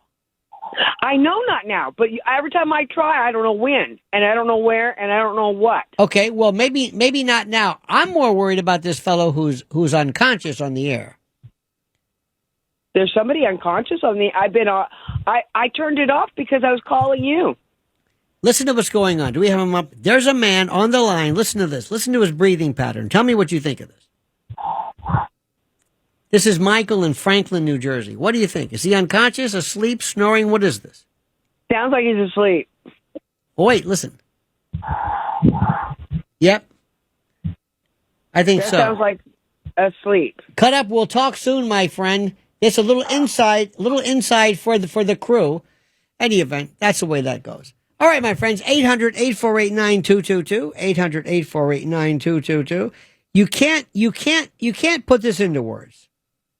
You can't put what I'm saying into words, ladies and gentlemen. You can't do it. And there's a good reason for it. It's because there's no two in a row. All righty. Now, what I was going to say before we were so deeply interrupted by this bad breathing pattern is that today we're going to be talking about this more. It's going to be a discussion more. You're going to hear every conceivable aspect of it. It is, in my world, it is every aspect of this. Megyn Kelly, and Charlie Kirk, and all these other people are wondering, how does this work? By what, and the same thing could be said for us. They are no more not entitled to opine than we are. But where did they come from? Rodney in Pennsylvania. Rodney, you're on the other side of midnight with Lionel. Hey, I think what you should do is get Tom and this guy snoring and get a few more collection of snorings and then have a segment, the best of snoring, and get the prize. And we can have s'mores to eat with snores. And we can put them together kind of in a unique medley, a kind of a melange, as it were. Tom in the Bronx, you're next. Yes, I want to post a protest. Excuse my voice. I got laryngitis because I was trying to hack up all that mucus that you heard me snoring with, and I injured my larynx. And thank you for pronouncing it correctly. Tom, let me tell you something. You are it. No one. Well, I feel better now. No one can get near you. No. This was amateurish. I go to a sleep clinic because of this. You've opened my eyes. Do you know, Tom, that we could take your snoring, we could put it on loudspeakers, and we could clear out Times Square on New Year's Eve. People would be so horrified by this. They would say, "What is this? What the hell is that?" But you know the Yiddish expression, schnorrer? Oh, yeah, of course. Okay. It's not that. All right, it's the schnorrer with the snorer. I know, it's very close. Maybe you could snore for free. I'm sure there's some kind of a truncation. Tom, thank you for that. Thank you. And if you just tuned in, you're wondering, what the hell is he talking about? That is precisely what we want you to do. I want you to be able to say, what are we talking about? What the hell are we talking about? Which I love this. You got to understand. See, this show is about me. This is what excites me. And what I love is the coverage. Certain things I will, well, you might say to yourself, why don't I recognize what he does in terms of the poignancy and the criticality of it? Why? Because I'm gifted. Because I can see through the melange of insanity the truth. Hour number 3 coming up on the other side of midnight with Lionel. The third and penultimate hour. No. Yes. No. Yes. Yes. And the antepenultimate would have been the hour before this. You know, I mentioned before in passing over the weekend, my wife and I were going to venture. We like to venture, to Jersey just to shop or whatever it is, to provide our victuals and viands and comestibles. But we thought, no, we're not going to do this. We're not going to get anywhere near MetLife Stadium And because of that crazy FIFA business. And over the weekend, there was something at the American Dream. Have you been to the American Dream? Yeah. I don't know about a dream. One time I went there. That's it. That's okay. Sorry. Not my cup of tea. But in any event, as we were driving towards it, these people, I don't know who they were. I don't know where they. All of a sudden, there were police shutting off traffic, and I thought, what the hell is this? It's that soccer business. All right, fine. But then there were people crossing 3 itself, dressed in, with their various soccer clothing, shirts and whatever on. All right. Now, I've got to tell you something. This is something which I would love to do, and this is a thought experiment which I love to do. Imagine somebody comes to you, and I said, I want you to explain to this person from another, or this entity from another planet, what is it about, let's say, soccer or football or the boxing? What is it? And I would say, you know what? I do not understand this, but I think it goes back to something called tribalism. I think it's also a sense of participatory exhibitionism, where I want to show you that I am the bigger fan. And whatever levels of excitement that you think we have in this country regarding sports, you cannot possibly explicate, describe, or limn in any way as to that of the European group. They are the hooliganism and others, and how, it is murders if you lose a game. And for the life of me, and I mean this with all my heart, I don't get it. I'm looking at them saying, what are you getting so upset over? What? What is it? It's a game. Yeah, I know it's Liverpool or Man U or Brazil or the world, whatever. I know you got songs, and I know you're rude, and I know this, but I don't understand. It's a game. It's a game you're watching. Very good people, very skilled, very, very talented. It's bizarre. It is the most bizarre thing I've ever seen in my life. What is it? I don't get it. I will never get it. Now, Juvenal, the Roman poet, referred to it as bread and circuses. It's demented. You wear a shirt with a T. Okay, good. I understand. You're Brazil and you're Chile. Okay, good. You're Spain. All right. Okay, good. I got it. And it's a team spirit. Okay. And it's just, yes. Fascinating. Yes, it is. No doubt about that. Why are you losing your mind over this? Why? I don't understand it. I swear to God, I don't understand it. It's a, when I watch, one of the few of the very few times, and I've this has been deliberately a very limited, my entire life, whether it's high school or college, anything. I have stayed away from anything involving a game because I lose so much interest in it. I'm wondering, I say, okay, I understand what this is. Yes, I understand the concept. And I understand the complexity. And I understand that this may seem like a stupid game to you, but there's a lot of calculation and thinking and brilliance about, okay, I understand it, but it's boring. It is boring. And baseball, God bless. I mean, let me tell you something. If you think it's boring on TV, try going there. It's even worse. Because at least so somewhere along the line, I don't have that gene or that, I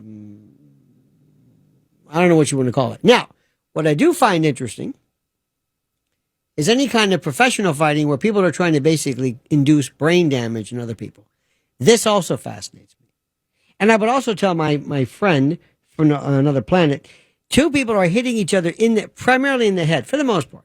Now, let's face it, UFC, you know, you want to go to a submission, you don't have to knock the person out. You don't have to. But there are more ways for you to do it. Knees, elbows, all kinds of other stuff. There's really no such thing as you know, breaking the rule. Boxing, you got to hit him. You got to hit him with your fist or your glove or whatever, and that's it. Okay, fine, I got it. So we're trying to knock somebody out. We're trying to cause neurological damage, and we're taking great pains and training. These people have been training their whole lives for this, and they have succumbed to this. They themselves have been hit so many times through sparring, not so much hitting, but the shaking and the you know, the joggling of their brains, where they're going to be basically mushmouthed by the time they're in their 50s. Nobody walks out. You don't walk away from this okay. You're basically inducing brain damage. And you may think, well, I'm later. Trust me. Even, you know, George Foreman, towards the end of his career, was pretty lucid, it would seem. But I'll bet you he could tell you, well, I've got some problems that I don't really want to go into. And Muhammad Ali, absolutely pathetic and pitiful. A lot of these people are. Now, explain that one. Well, you're going in and you're basically trying to cause neurological damage. And that's called a sport. And it is a sport. It's very, very difficult. It's the most stupid thing in the world. Then, to really make it, and remember, this person from another planet is thinking, you people are crazy. I got a better one for you. Not only until very recently, normally we had divisions. We had men and women. Men's sports, women's sports. Maybe age, senior PGA, the seniors, you know, that kind of stuff. But it was basically men and women. And for the most part, we would we divide them sometime aesthetically. I guess maybe you could have, well, not really. I don't know if women can do things better than men. Maybe something involving grace or floor exercises. Maybe. I don't know. But that kind of made sense. Well, enter Leah Thomas. This was even better. So for the most part, even though the games were themselves crazy and kind of stupid and a waste of time, at least they had some rules. You had to be a professional versus an amateur. You had to be a member of a team. You had to be men, and you had to be, okay, fine. And there was a color barrier before, which we thankfully removed. But then Leah Thomas, which is a dude, a man, obviously a man, who one day says, I'm a woman. Okay. And I'm a giraffe. And I'm a stapler. Okay. And he said, I'm going to now wear a woman's one piece, and I'm going to compete against women and win and be proud of it. Now, another one who was a woman, listen to this, a woman who had either a mastectomy with this very obvious scar around her chest where breast matter material were, she now wears regular Speedos but has this scar. Okay? Okay. Now, the person who doesn't have a breast, actually, mammary, female breast. Yes, he has a breast, technically speaking. He has pectorals. He wears a single piece to mimic having breasts, which he does not have. But he's pretending to. The woman who had a breast, who had them removed, she doesn't wear anything. You got me on this one? Great. Let me go a step further. One time on the, this is how nuts we are. One time on the, I think it was the Phil Donahue show, there was a fellow who was famous for taking bets. His friend would dare him to do certain things.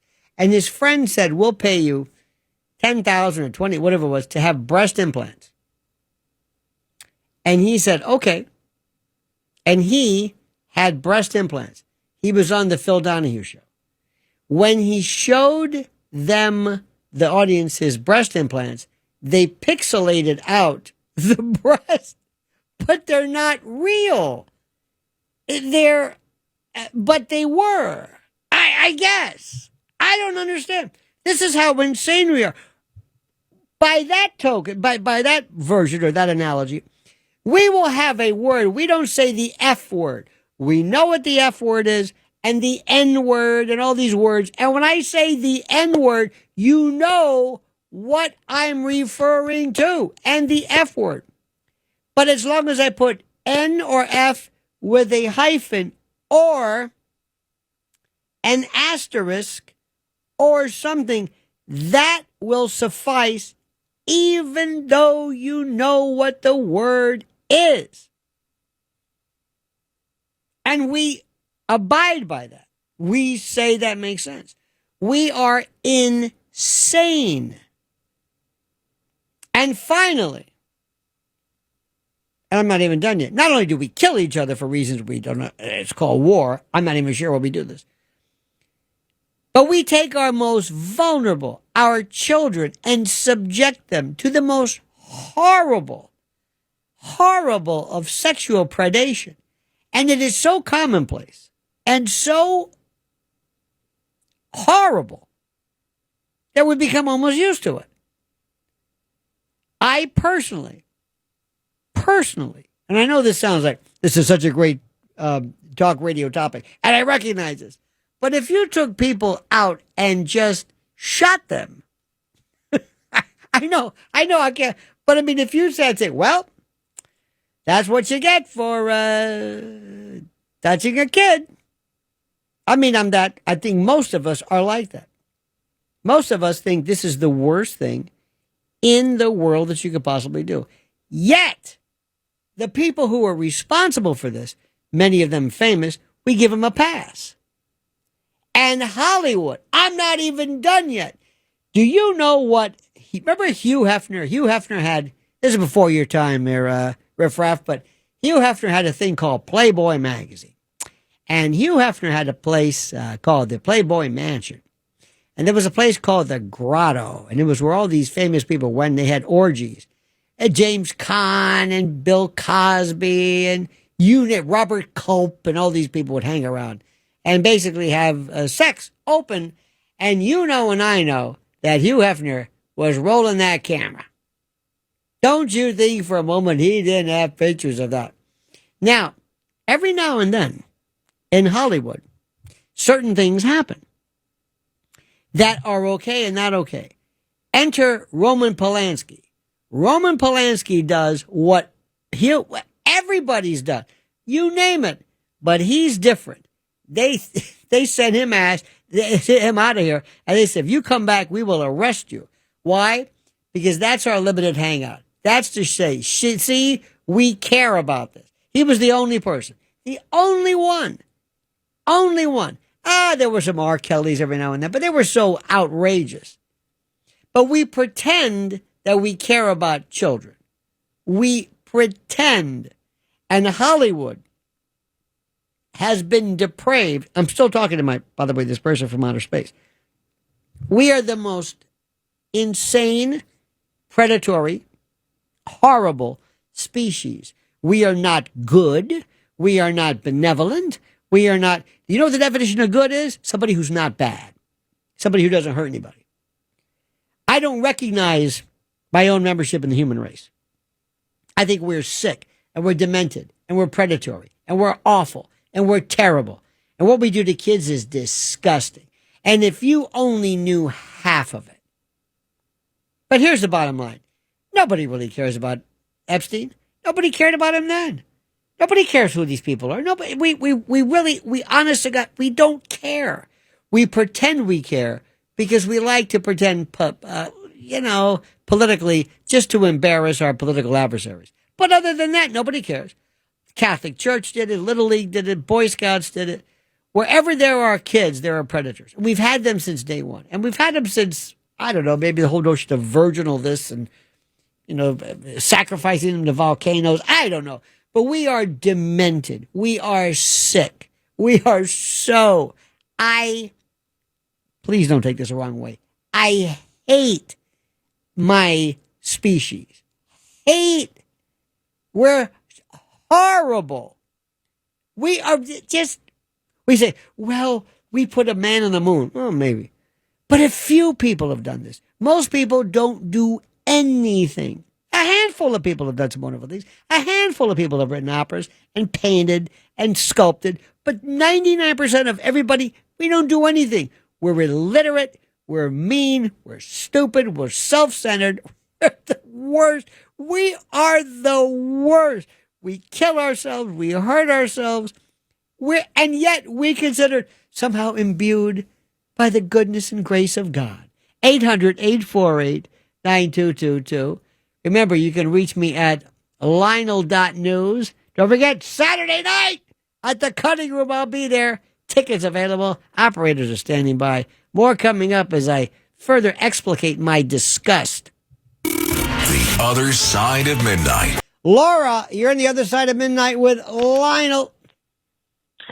Well, I've been wanting to call you again, Lionel. I love your show. Good. And it's funny, though, and I think I have the most odd mind, because if somebody would ask me, it's like, well, what do you like about Lionel's show? Well, he just talks about stuff. Yes. I says, well, what kind of stuff? Well, stuff. I said, well, what exactly? Well, just stuff. I was like, I can't put my finger on it, but everything you talk about, I love to hear. That is the... So I don't know what you do, Lionel, but you're great. That is the greatest compliment ever, and that is precisely it. We talk about stuff. And there are some things that as I can't help but notice things I want to just share with people. For example, are you at all attuned to YouTube or watching things online? Are you? Because some people aren't. I am. Okay. I am fascinated by how I am fascinated by things that I've never recognized. For example, I think Tony and I can probably refer to this. When maybe you too, Laura. When you were a kid, what was the hottest thing that you ever came across? Like in terms of a spice, like Tabasco, right? Or maybe, I don't know. And then later on, cayenne. Oh, and then that was about it. And things kind of was, whatever. And then around Paul Prudhomme came along with blackened redfish. Remember that one? And there was a shortage of redfish. Okay? Because of all the people eating it. And then blackened means burned. It's a classic. Do you want it blackened? No, it's burning it. All right. Now, today, jump to today. There are 8 million kinds of hot. We have Scoville units. We have stores devoted to hot sauce. Every conceivable hot sauce there is. Overnight, we knew nothing about. When I grew up, there was nothing. Do you remember when you were a kid, Laura? I don't know about you, but we never went. I remember when Chinese food. I remember when somebody says, hey, there's this thing called Chinese food, Chungking. We had one, I grew up in Florida, but we had one Chinese restaurant, I think in the whole city. And we would drive and say, what is this? This is incredible. And it was like, oh my God, today is like nothing. Now it's Thai and this and that. Look at where we've come just in terms of, I find myself watching stuff on YouTube. I can't even, here's one for you. This is how demented I am. You know this ASMR stuff when you watch it, you know what I mean? These soothing, it supposedly denotes something soothing. ASMR, I forget, all the sensory motor, whatever. Yeah. There's a guy who has people who wear really beat up, crappy old shoes, and he polishes them up. And I'm saying to myself, what am I watching? Why is this interesting? It's interesting because it is. Do you remember, Laura, when you were a kid and they had home ec? Did you? How old are you, Laura? You sound pretty old. How old are you? Yeah. Oh, God, yes. Home economics, yes. How old are you, Laura? 65. Oh, come on. You're younger than me. Anyway. Anybody say you sound 80? I'm kidding. Anyway, I feel like it. there was home ec, and these women and people say there's so much cooking shows at 30 past the hour. By the way, Tony, it's 30 past the hour. But there are so many cooking shows. We are immersed in so much. So I can watch hot pepper stuff, how to clean shoes, how to cook, there's a guy who goes house to house on YouTube and he mows old people's lawns. And I'm saying, why am I watching this? What the hell am I watching? But it's fascinating. Well, if you're bored, just watch YouTube or something. It's the greatest. Laura, I thank you. Do either of you gents watch something where you're wondering, because what am I watching? Or YouTube will say, oh, you like this, huh? And you say, no, I just saw it one time. Well, I got more of this. No, I don't want to see any more old shoes being polished. Well, while we're at it, what the hell? What about you, Tony? Give me one guilty pleasure where you're saying, what am I watching? It's hard to pinpoint one, but I know what you mean on YouTube. Right. You're watching something, and then once it's off, you might like this, and it automatically goes to the next one. I am addicted to women in particular getting arrested by the police and Karens getting arrested. Just go to YouTube, it says Karens. And it's soothing to me. I think because I'm realizing I'm not these people. And I don't, and I remember when I was a prosecutor, they came up with the notion of the body cam. And a lot of the cops said, oh, no, this is not going to be good. Oh, no, people are going to be less likely. Nonsense. It saves cops because you can't believe what they go through. There's no way to describe what I'm seeing. And YouTube has brought me the following. And I think we ought to show this in school. Next to, remember driver's ed there are these people who need to know a couple of things. You cannot touch a police officer. You can't bump into them. You can't, if even if you get too close to them, if you point a finger at them, they are not a maid. They are not a waiter. They are not somebody that you deal with on the street. They will arrest you forcibly. Now, people don't realize that. That's number one. Number two, when people are pulled over, and I love that. Hi, how are you? I'm Officer Atwood from the... They go, get your head down, you son of a... Hang on now, watch that. I don't have to show you anything. I don't have to tell you anything. And there's a thing called, a sovereign citizen or sovereign something. And they say, I'm not driving, I'm traveling. Now, somewhere along the line in law school, I missed it.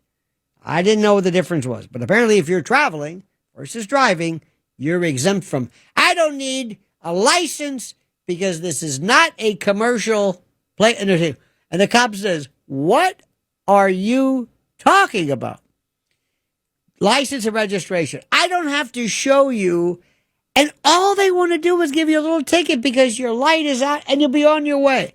And I watch this. And I think for two reasons. One, I feel superior intellectually and I think it reminds myself that I'm not crazy. And number two, I'm wondering, I share DNA with these people. They're actually going out of their way to engage the police. I leave the police alone. I don't want to talk to them. I like the police. I don't want to talk to them. I am so polite if ever yes, sir. That's it. Leave me alone. And I'll leave you alone. And I realize you've been through you probably had somebody throw up on your shoe and somebody threaten you. And I cannot believe. And another thing too, maybe you can help me. I saw a woman happen to be an African-American woman, along with, I think, her mother or something. They were caught for shoplifting. The most, like $5,000 worth of perfume from Sephora or something. I don't know. So help me God. This young lady said, bruh, not bro, bruh, maybe 5,000 to 6,000 times. In a sense. Hey, bruh, let go of me, bruh. Is that new? Where did this come from? Did I miss something? We've been saying that for a while. That's what. What do you mean we? What's this we bit? The brothers, the brothers. Yeah. That's been in our vocabulary for years. But not every No, not every sentence, every word. No. Every word, every punctuation, every interstitial space, every pause. It's like a comma. It's I don't know where this happened, and I want to say a new law.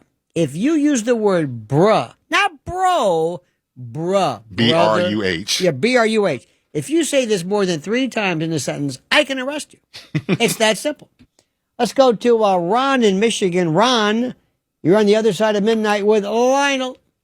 Lionel, you were just saying people don't care. They're what is this phone we're listening to? What is this? Can you hear me? What is? No, wait. Say some more. This phone, I'm fascinated by this. Can you hear me? Yeah, there we go. Yes. Thank you. This tragedy that happened in Texas with the flood and the poor children. Texas received within the last 10 years $1.9 billion, and that was mostly Democrat Joe Biden's money pumping into Texas for emergency management, safety, sirens, keep the banks safe from the floods and all that. But Texas, I don't know where they spent the money on, cowboy hats or boots or belt buckles or pearl handled pistols. I love those press conferences with the cowboy hats. What they got to wear cowboy hats in the house for? But I'm digressing. Ron, by the way, stop. There's no such thing as a digression. I live by digression. My whole life is a digression. Everything I do is a digression. I digress, therefore I am. But back up a little bit. Do you remember? This is another thing I would tell my friend from another planet. We forget things. One day we're saying this is the worst tragedy. These poor people in Texas, hundreds of children in a Christian event, and then we forget about it. We just stop talking about it. Like it never happened. It's the damnedest thing. Remember East Palestine, not Palestine. Remember Pete Booty Giggity, the transportation dude? These people, there was this derailment, and there were we just stopped talking. Are they okay? The Maui fires. Did they ever recover? The Northern California fires. Did they recover? The LA fires. Did they recover?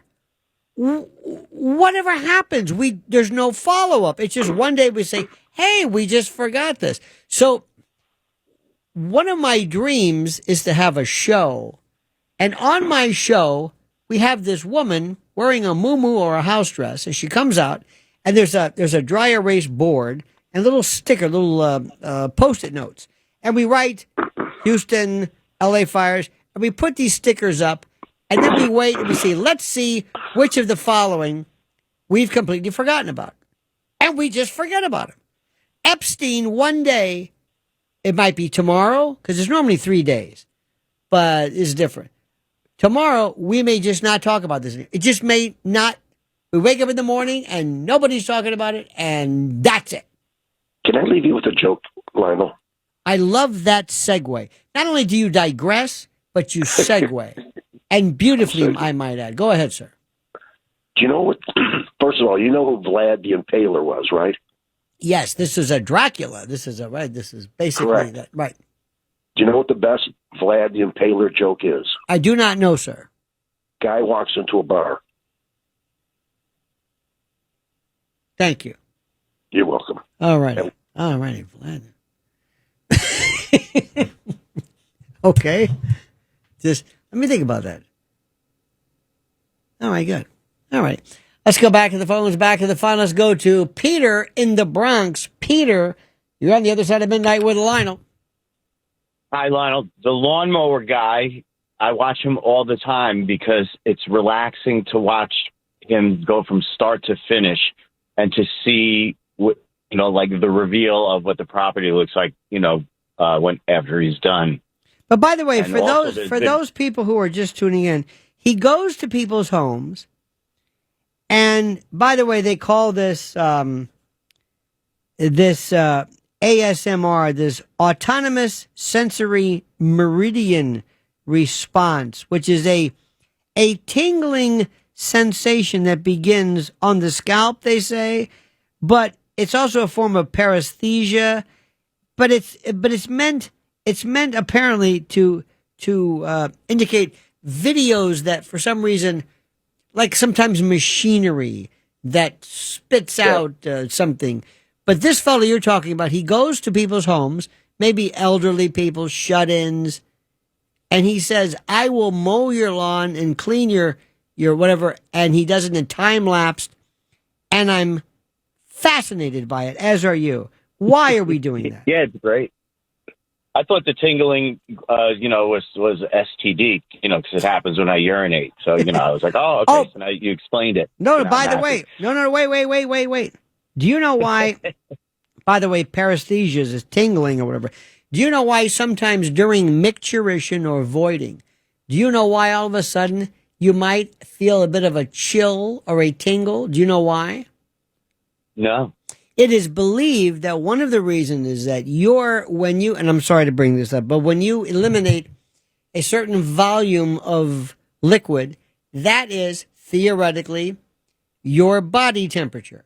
When all of a sudden you lose a significant or a relatively significant amount of fluid at that body temperature, you have a drop in body temperature. So you will shiver or tingle in order to accommodate that. Now, I don't know if that's true, but I kind of like the idea of it.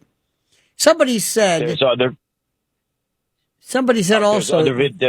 I'm sorry, go ahead. There's these bushcraft guys that same types of videos, but they build shelters in the woods out of trees, they build like mud huts from scratch, and they're beautiful. Some of these things come out gorgeous. So you watch from beginning to end, and it makes you want to go camping. And I went camping 2 weeks ago because of these videos.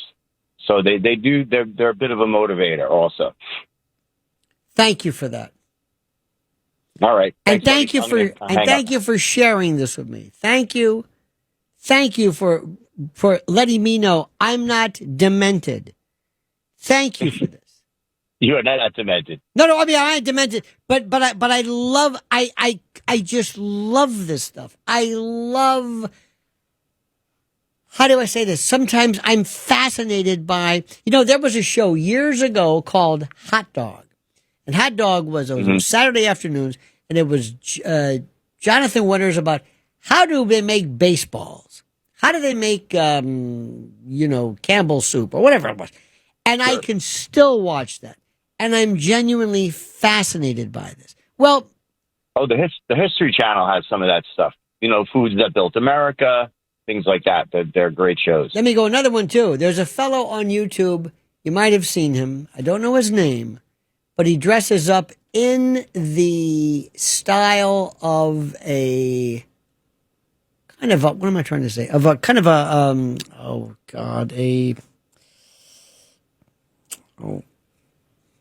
like a colonial. He wears the garb, and he'll show you how to make hardtack and the way they cooked at the turn of, at the beginning of the country, and when they would make venison, whatever. And I find it fascinating. Hardtack is my favorite. This is a rock that these poor sailors would have to eat. And hardtack, I think, would be a great drive-through item, especially for those long trips. But I'm fascinated by that. And I love how people will do. There's a wonderful series on etiquette that you can watch. It's a wonderful African American woman teaches kids, black, white, whatever, about the rules of etiquette, how to hold a knife and fork, how to just do so many things. It's just it's a endless bounty of this. YouTube does it. Rumble doesn't do it. Others don't do it. The variety of it. And I swear to you, I think it's it's the greatest invention of all time, because I think the hardest thing sometimes, Peter, to convey to people is how to be fascinated by something that really has no relevance in your life, and for all practical purposes is a waste of time, if that makes any sense. Well, I mean, people read books about I don't see the difference between watching a video of and getting joy out of watching someone complete a project or reading a James Patterson novel. You're still you're still immersing yourself in something that's positive. I also love the fact of somebody who does something that shows skill. There was a show years ago called This Old House. And there was a guy, was it Norm Abrams? Or this guy could do anything.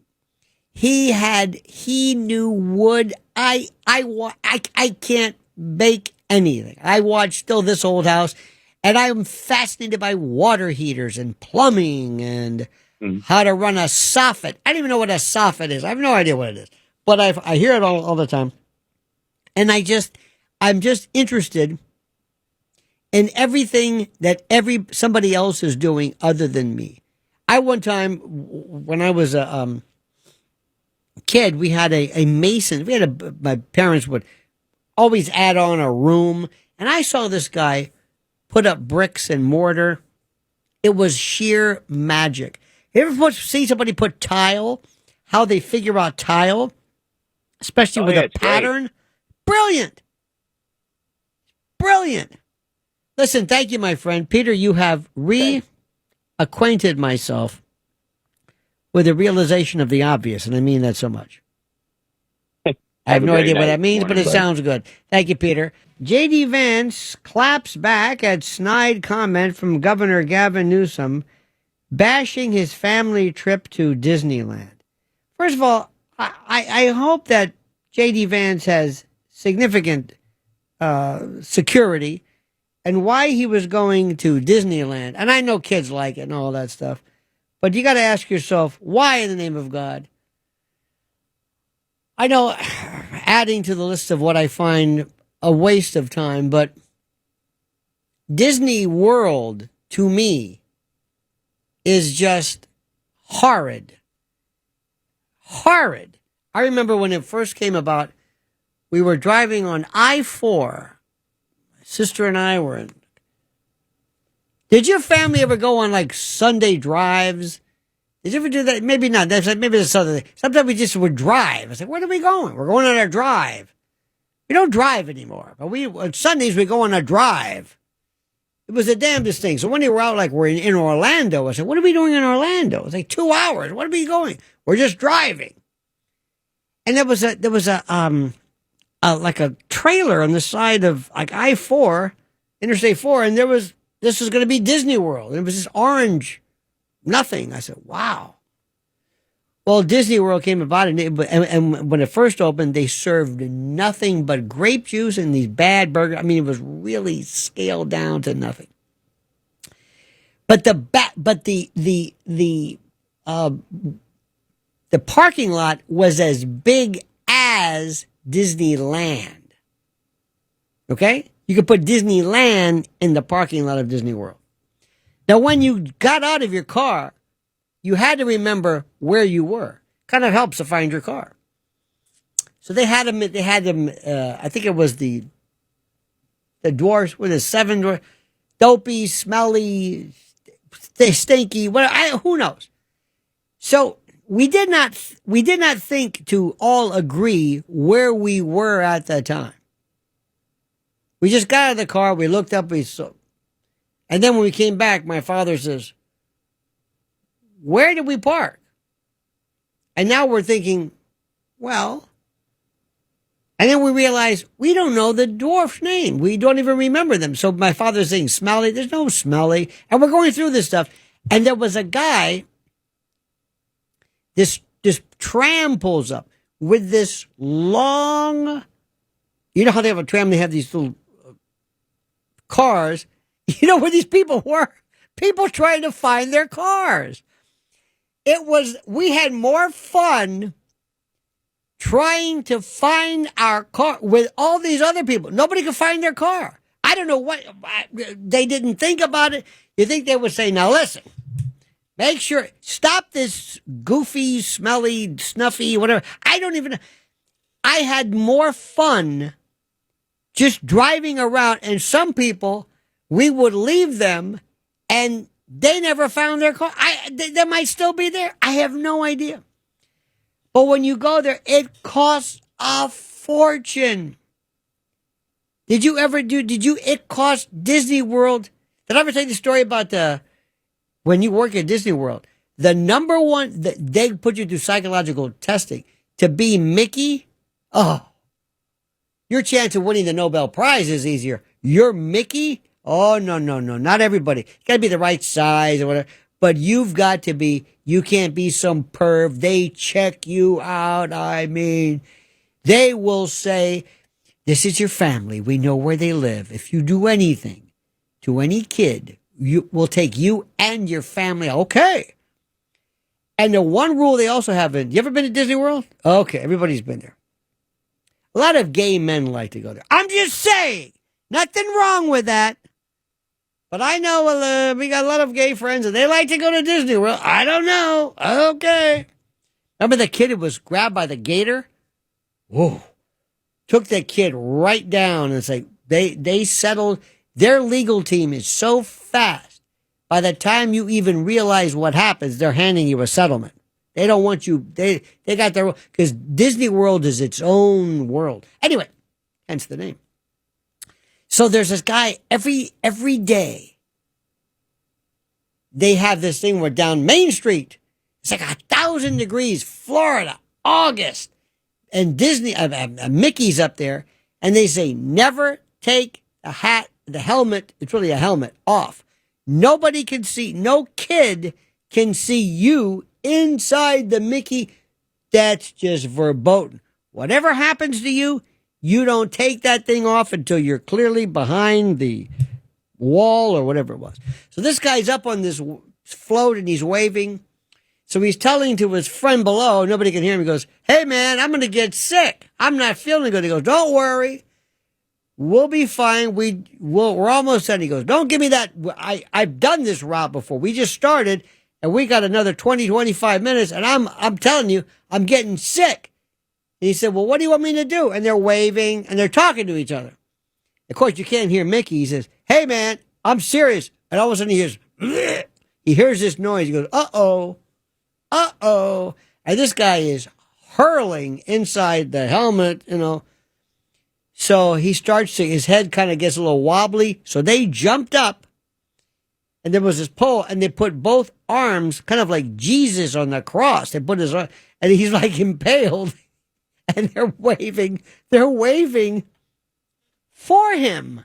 And kids are saying, what's wrong with Mickey? I don't know. He's hey, Mickey. And this guy's like, yeah. And this is horrible. 800 degrees. He's got ice packs on him. When they eventually turn the corner and go behind this barrier, lo and behold, they take this diving helmet off. And, well, you can imagine it's not pretty. Number one thing they told us then, I don't know about Disney World now. And you're probably wondering, why do I know so much about this? I don't know. It's a horror story. But they told me there's one thing you don't get there. One thing you can't buy. I don't know if it's true now. Gum. They fear gum sticking, gum on the ground, gum. They go berserk over gum. And all of a sudden, they just show up out of nowhere. All of a sudden, this wall moves, and there's a security. There are no security problems. I don't know what they do. I don't know where these people go. But if anybody gets drunk they're just gone. It's like Uncle Dave.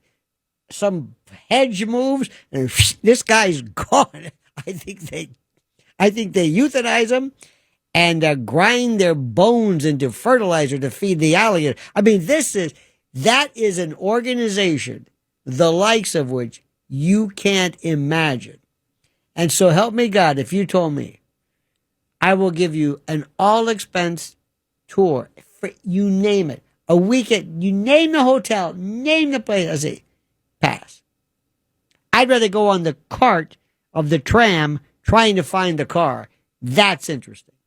And I realized that one thing in my particular age of my life, or my stage of life, I don't like anything. The stuff that I like to do is demented. But what everybody likes to do, go to FIFA, go to the World Series, not interested. Not interested. I used to like concerts. Do you ever find yourself saying, I don't want to go to a concert? The first thing I say is, if we leave now, we'll beat the traffic. We just got here. I know, but if we leave now.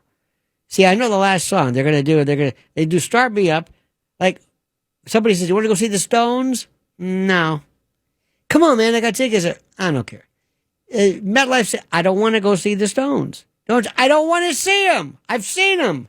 I don't know enough. Plus, I got to go and I got to park. When I see pictures of Woodstock, what possessed? Why would you want to? Why? To walk 10 miles, to sit in your own filth and muck for 3 days and to say you were a part of it? No way. Something's wrong with me. And you know what? I'm not going to change. The last, the final, the ultimate hour coming up on the other side of midnight with Lionel. Somebody said I talk about stuff, which is precisely what I talk about. I talk about stuff. You know, that's the beauty of this. Please don't ever let this go away. Let us enjoy each other's company. Our number 800-848-9222. Don't forget you can reach me at Lionel.news. That's my website.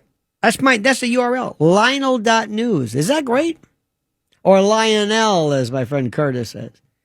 And by the way, you can reach me. You can send me emails. You can sign up for the newsletter. Find out about how you can see me Saturday night at the Cutting Room in New York City. Live and on stage. For an extravaganza. How about Curtis? Isn't he great? Get off! Would you stop? Would you drop out? Would you drop out of the damn thing? Would you drop out? Oh, I don't really want to drop out. Drop out! Hey, Cuomo, you drop out. What? But I got a better one. Hey, Zoran, the moron. Why don't you drop out?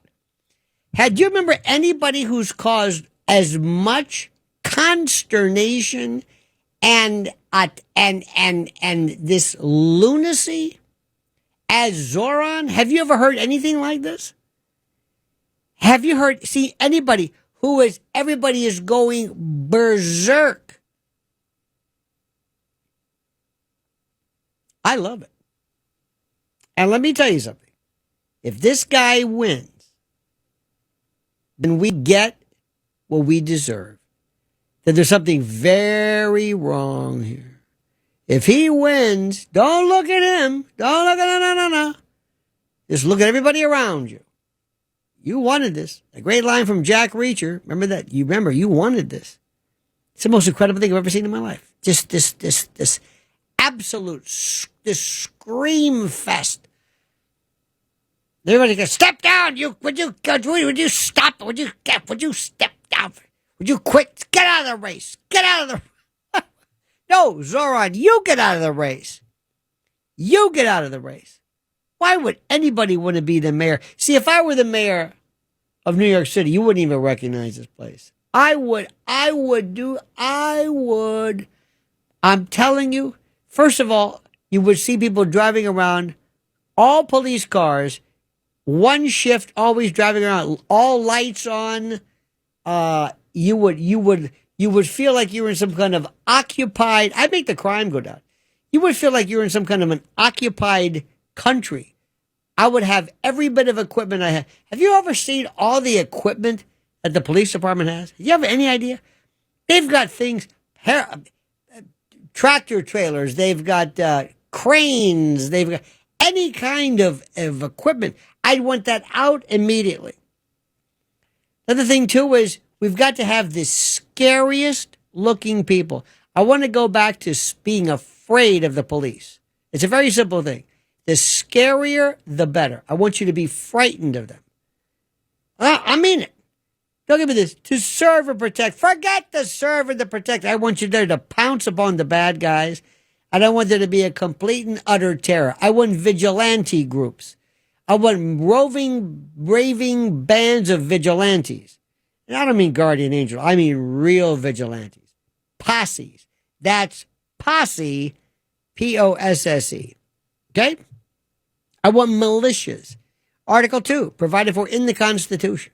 That's what I want. Frankly, I think public education, we got to stop kidding ourselves. I think we should hand out certificates of attendance and let's just call it a day. All right? Because we're kidding. Most of the people, frankly, just walk by any school at any time in any of the boroughs and realize we're wasting our time with this. But enough about me. The phones are going crazy. Every line is, well, we got 5, 6 lines are all filled, but that doesn't mean a lot, but it sounds great. We used to say in the old days, a full board of calls. A board of calls. Oh, for the love of God. Let's go back to the phones, back to what I call the fun, back to what I consider to be fun in my demented way. Lois in Queens. You're on the other side of midnight with Lionel. Hi, Lionel. How are you? How are you? I'm kidding. How are you, Lois? You nut. I'm fine. I'm up here watering my plants and listening to you. Watering your plants at 4:11 in the morning. Yes, because I noticed some of them were drooping, so they need water. Do you ever have people call the police and say, that woman's outside watering her plants again? Well, no, because I'm watering them inside my apartment. I'm not outside. But anyway, you know why I called you? Why?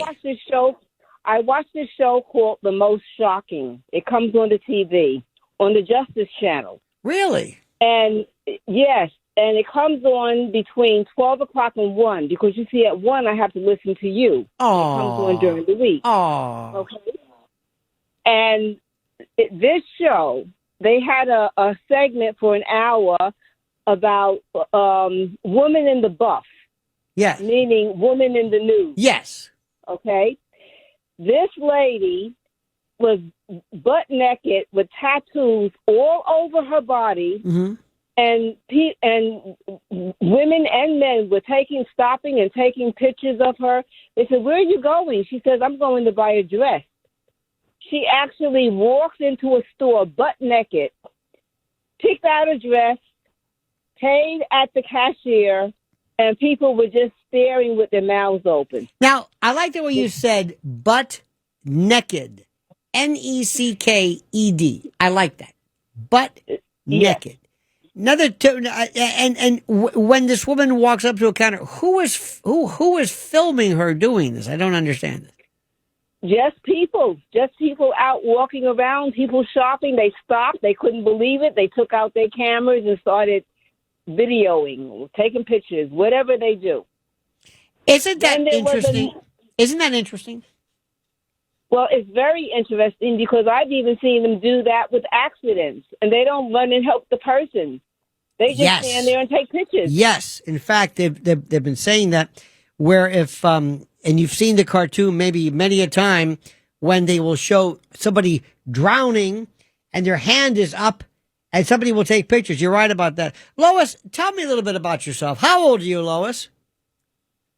I am 77. And Lois, you live alone?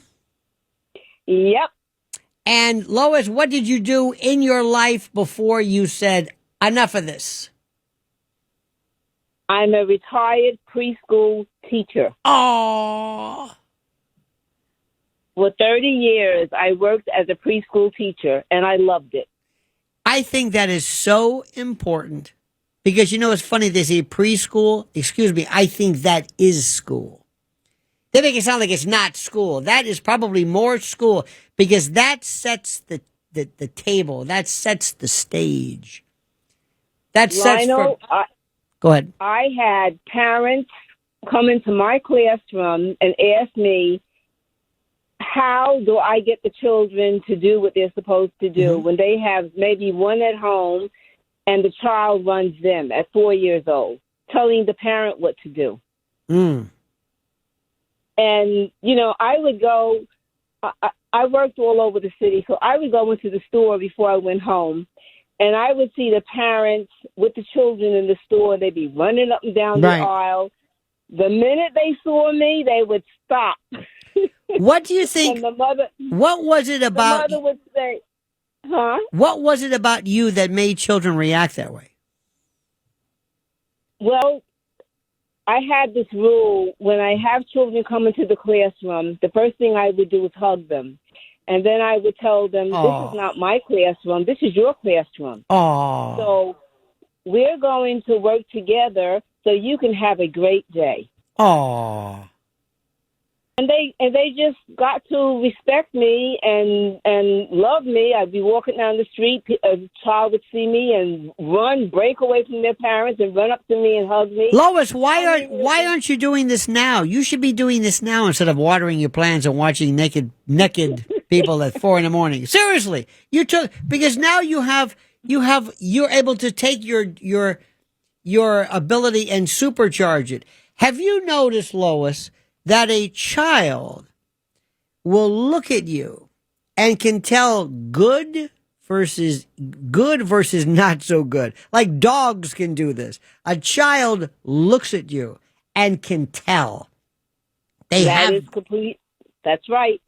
Isn't that something? Children know when you care about them. They really do. And they know. And they know if you're a good guy or not. They know you. They look at you funny.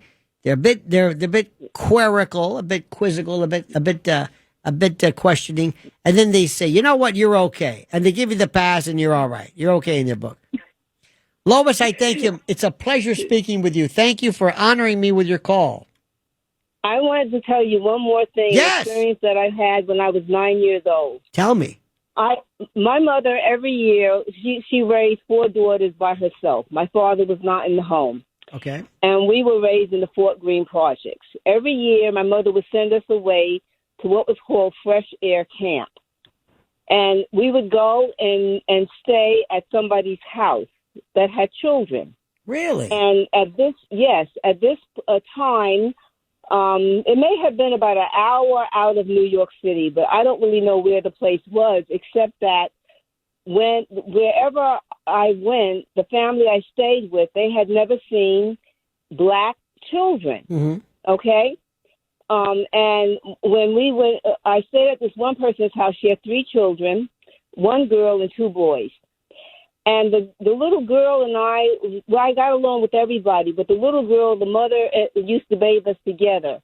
And I remember her, she said to me one day, she said, "Lois, if you wash yourself really, really good, you will become white like your hands and your feet." Oh, my God.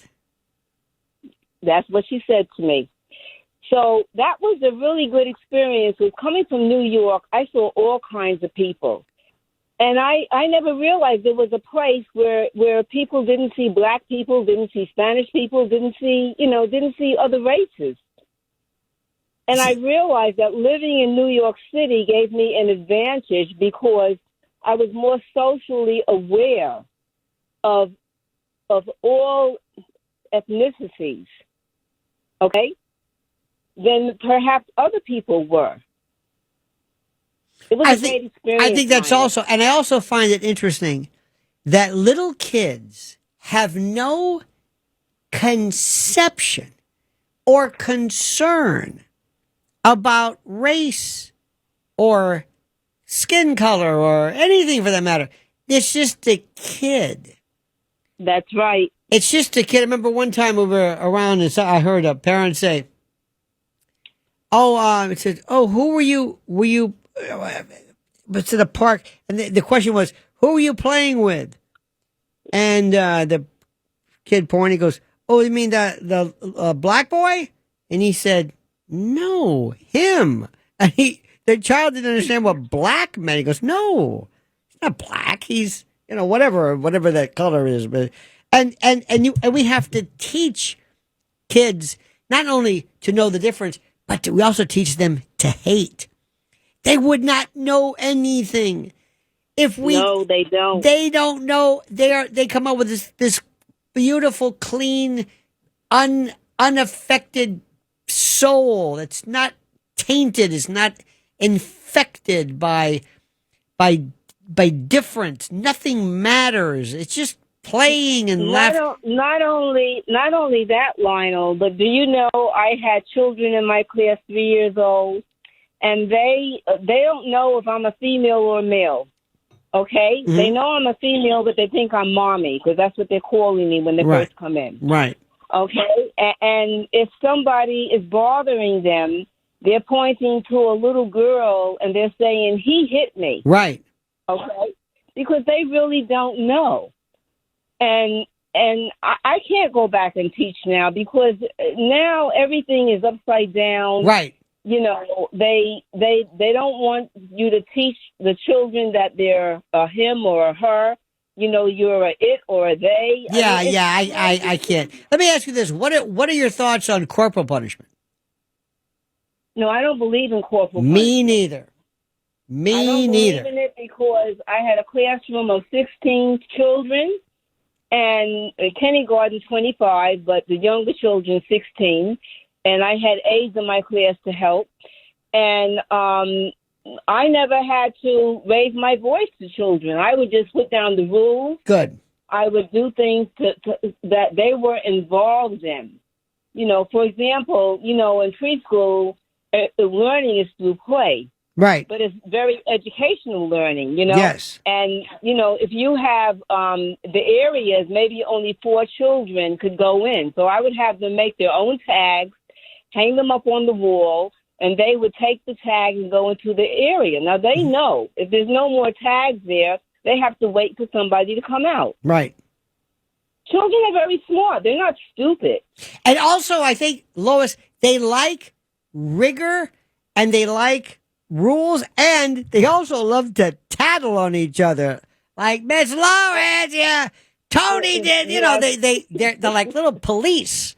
They love to point out you broke the rules, and they'll ask you questions that are so like, well, why did you say that? If you say, you got a good point there.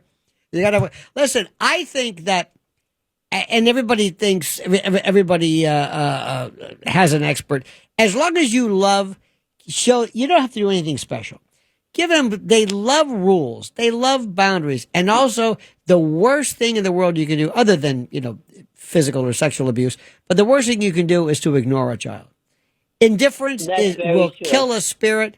And also, I think, I'm the only person who says, they love to say in this, especially in the conservative circles, these kids today think you got to give them a trophy just for saying, what's wrong with giving them a trophy? You say, hey, kid, this is called winning. How do you like that? Good. You keep on winning. And you're a child. You're not going to understand like, well, I have to perform in order to qualify for this award. No, I think life is so short. Anytime you can smile, anybody who claps, anybody says, good for you.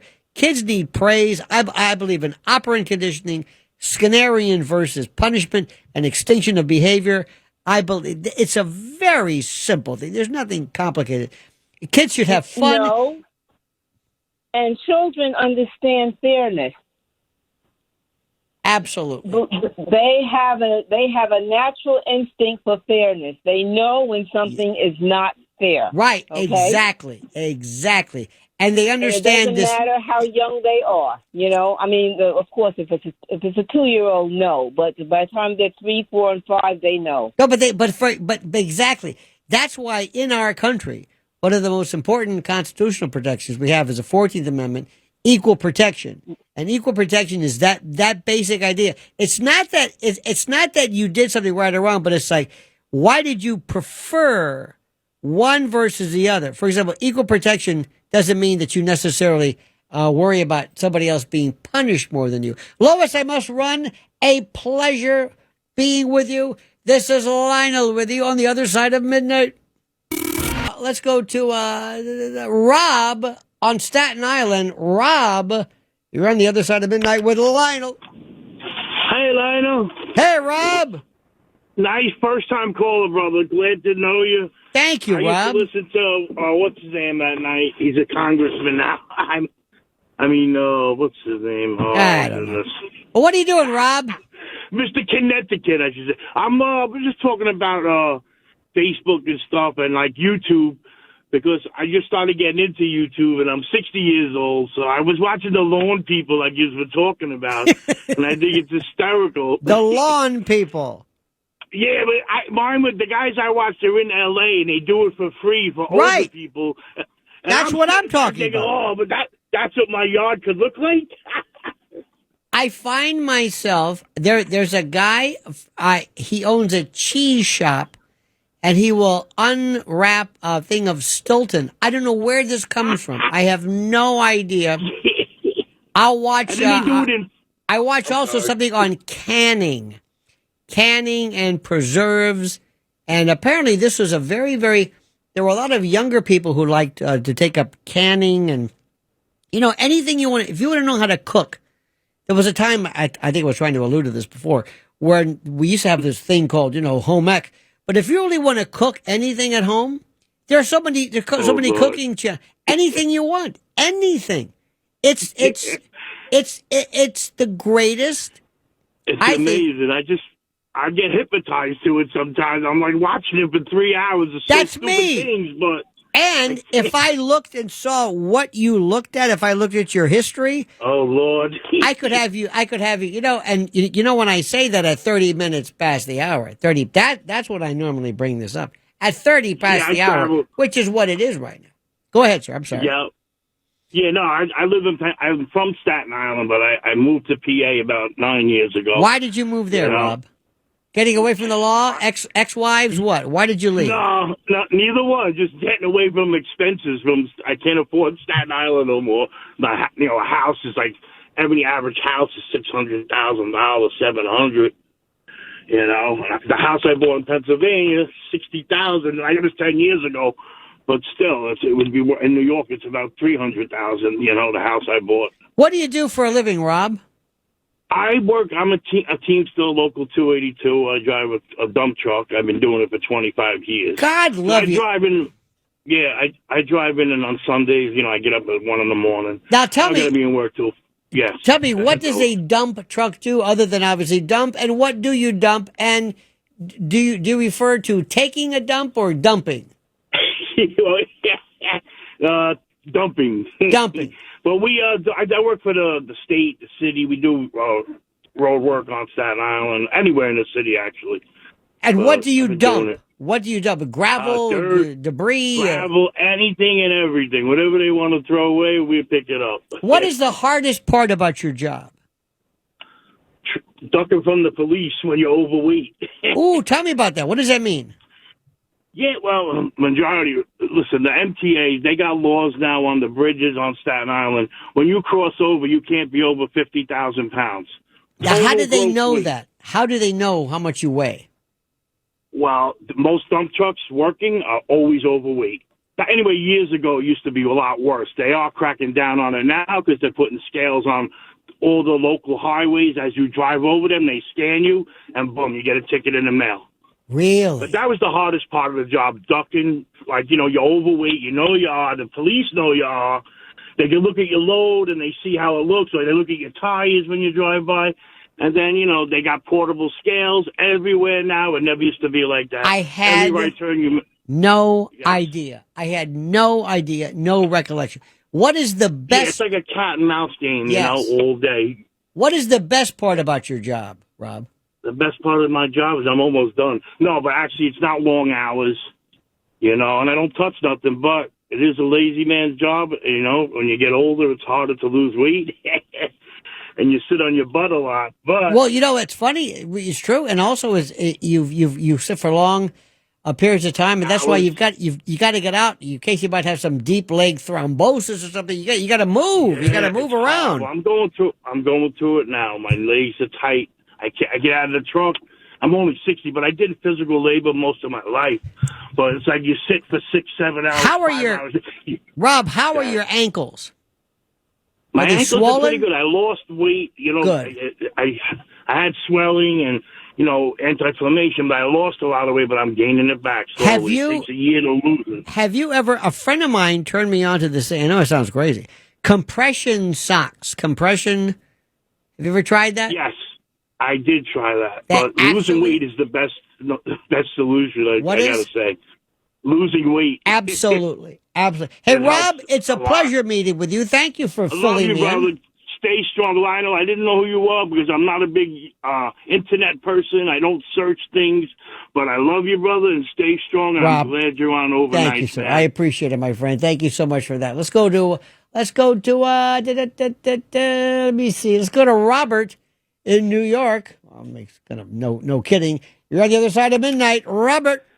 Well, you're still with us. Of course, I haven't talked to you in 10 days. I'm still with you. What does that mean? Well, I've been away for 10 days. I just got back 3 hours ago. Now, stop for a second. You said you're still with us because you've been gone? Why would I not be here because you've been gone? Well, because maybe you might have been kidnapped by aliens. Who knows? Okay. You're still with us. I'm happy to hear you're still with us.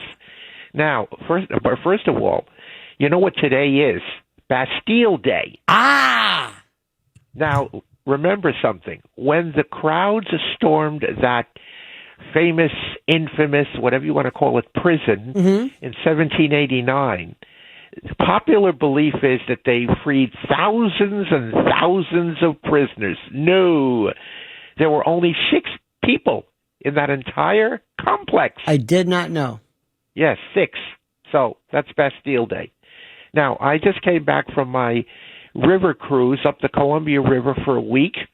We spent a week, friends and I, on a wonderful riverboat going up the Columbia. We sang and made music 24 hours a day. We sang Irish rebel songs, songs of the Spanish Civil War. We played old-timey music. I even told an Appalachian version or sang an Appalachian version of Sir Lionel and the Dragon. Would you grace us with that now, sir? Oh, no. It's much too long, and I have very little voice left. I got plenty of time. Take all the time in the world you want.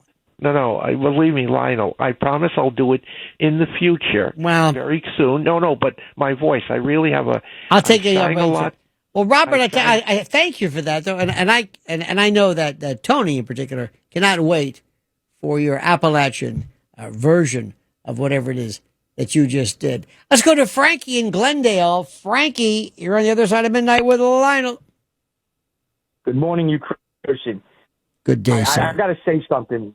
That lady Lois, that preschool teacher. Yes. God bless that lady. Absolutely. She touched so many people's lives. You there? I love her. I love, maybe, I've always thought, I don't want to say older, but I guess she's older. But there is a beauty, there is a countenance, there is a special characteristic that women take on when they're older. I'm serious. I think it's maybe I always loved like my grandmother, my aunts there. I just thought, I think a woman hits perfection around 70. I know it sounds crazy, but it's true. Yeah. Listen, maybe back to something. I got a kick what you talked about sports games and guys wearing jerseys. Nothing like walking into a bar and you see them all wearing the same jersey with some other guy's name on the back. Right. I mean, look, whatever you're into. It just happens to be, I happen to collect Lionel trains. It just makes me happy. It brings me back to my little childhood, and you set this up. But one thing I did, which was really bizarre, a friend of mine had a military Jeep, and he belonged to the military club of Long Island, and they would do the parades, and it was the anniversary of D-Day. And they wanted to do a reenactment out in Riverhead. Mm-hmm. And we had to get dressed up as soldiers. Maybe I was watching too many episodes of Combat when I was a little kid. But I'm telling you, there's people who do this all the time. I mean, they do Civil War, World War II, World War I, whatever you're into, I guess. But I don't know. I'm not too hip about on, a uniform and running around in the woods.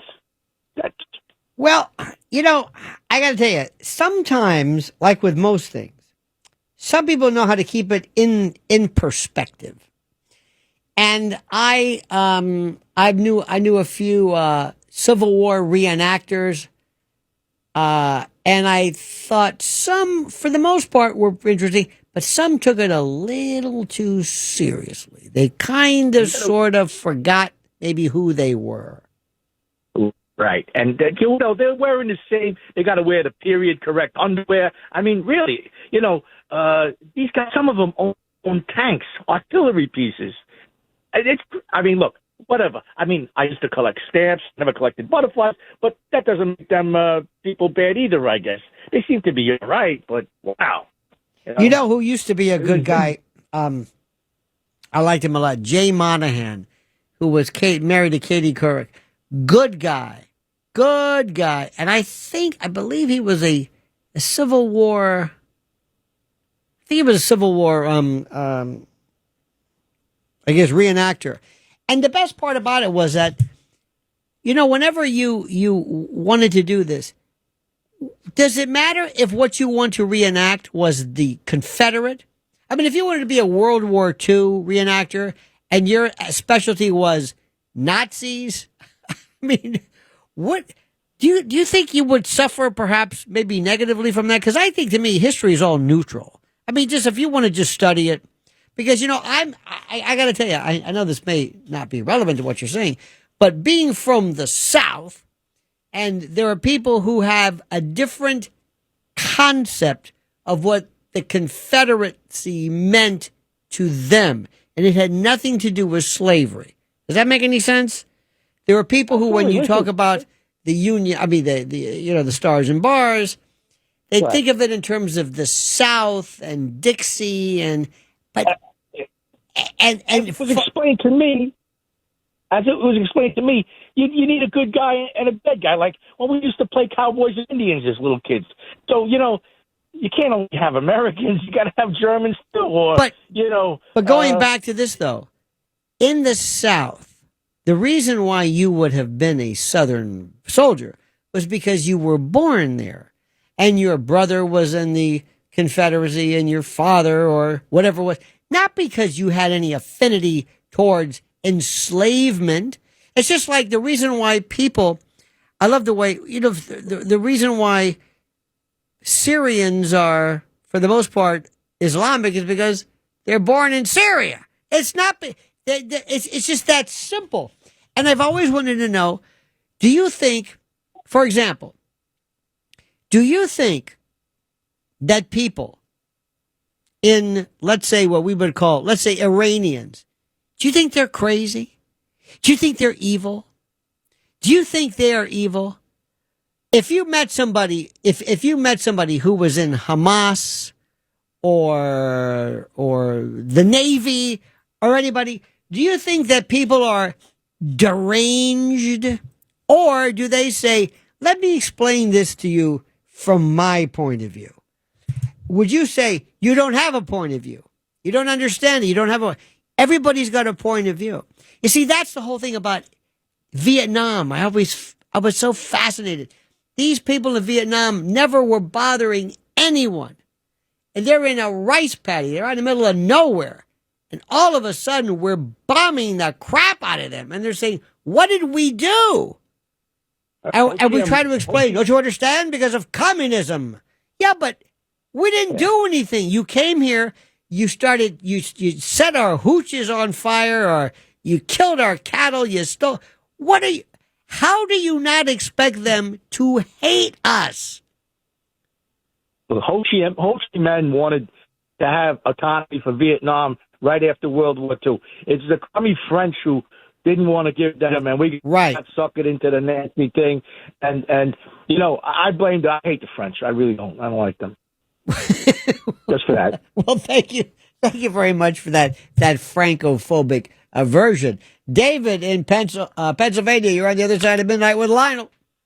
Lionel, hi. Have a good summer. The rest of it's going to fly by now after the 4th of July till Labor Day. Well, that's nice. Thank you very much. Thank you. I hope all the New Yorkers, along with you leading them, have a great rest of the summer. Now, the reason I think, personally, we were involved in Vietnam is for the chemical companies to expand their testing, spreading foliage deterioration chemicals. That's not why we were in Vietnam. That might have been a benefit. That might have been a consideration. But that is not why we were in Vietnam, because of the chemical corporations. And so we could have. Lois has a good point of view as far as her interference with children's lives in a good way. She interfered with the kids' lives in a very positive way and left them with good life experiences, I'm sure, Lois, at those preschools. Well, thank you so much, David. I appreciate that. I don't think far be it for me to suggest that Vietnam was not about chemicals. But I want to go back to this. I've always thought everybody, 100%, no matter who you were, they had a point, and they were not necessarily evil. I think this word is just used so too much. And I've never understood how. Let me go back to what I was saying. Robert McNamara, when he did The Fog of War, said that one of his particular rules was he wanted to have, he said, you should always empathize, have some form of connection with the enemy, so to speak. Not agree with them, not love them, not sympathize, but empathize. Know what it is, why they feel the way they do. You can't combat it unless and until you do that. Does that make any sense? I hope so. Sean is calling in Austin, Texas. Sean, you're on the other side of midnight with Lionel. Hello, Lionel. How's it going? By the way, Sean, take it easy. Contain the excitement, please, sir. I'm just boiling over. You know, I don't. I struggle with it 24/7, trying to contain myself. But I at least appreciate your, well, thank your you, consideration with that. So I appreciate it. Yeah, I like the guy on the phone said, like, what are you calling about? I said, I'd like to ask Lionel what he would like to talk about. Am I still on the line? Okay.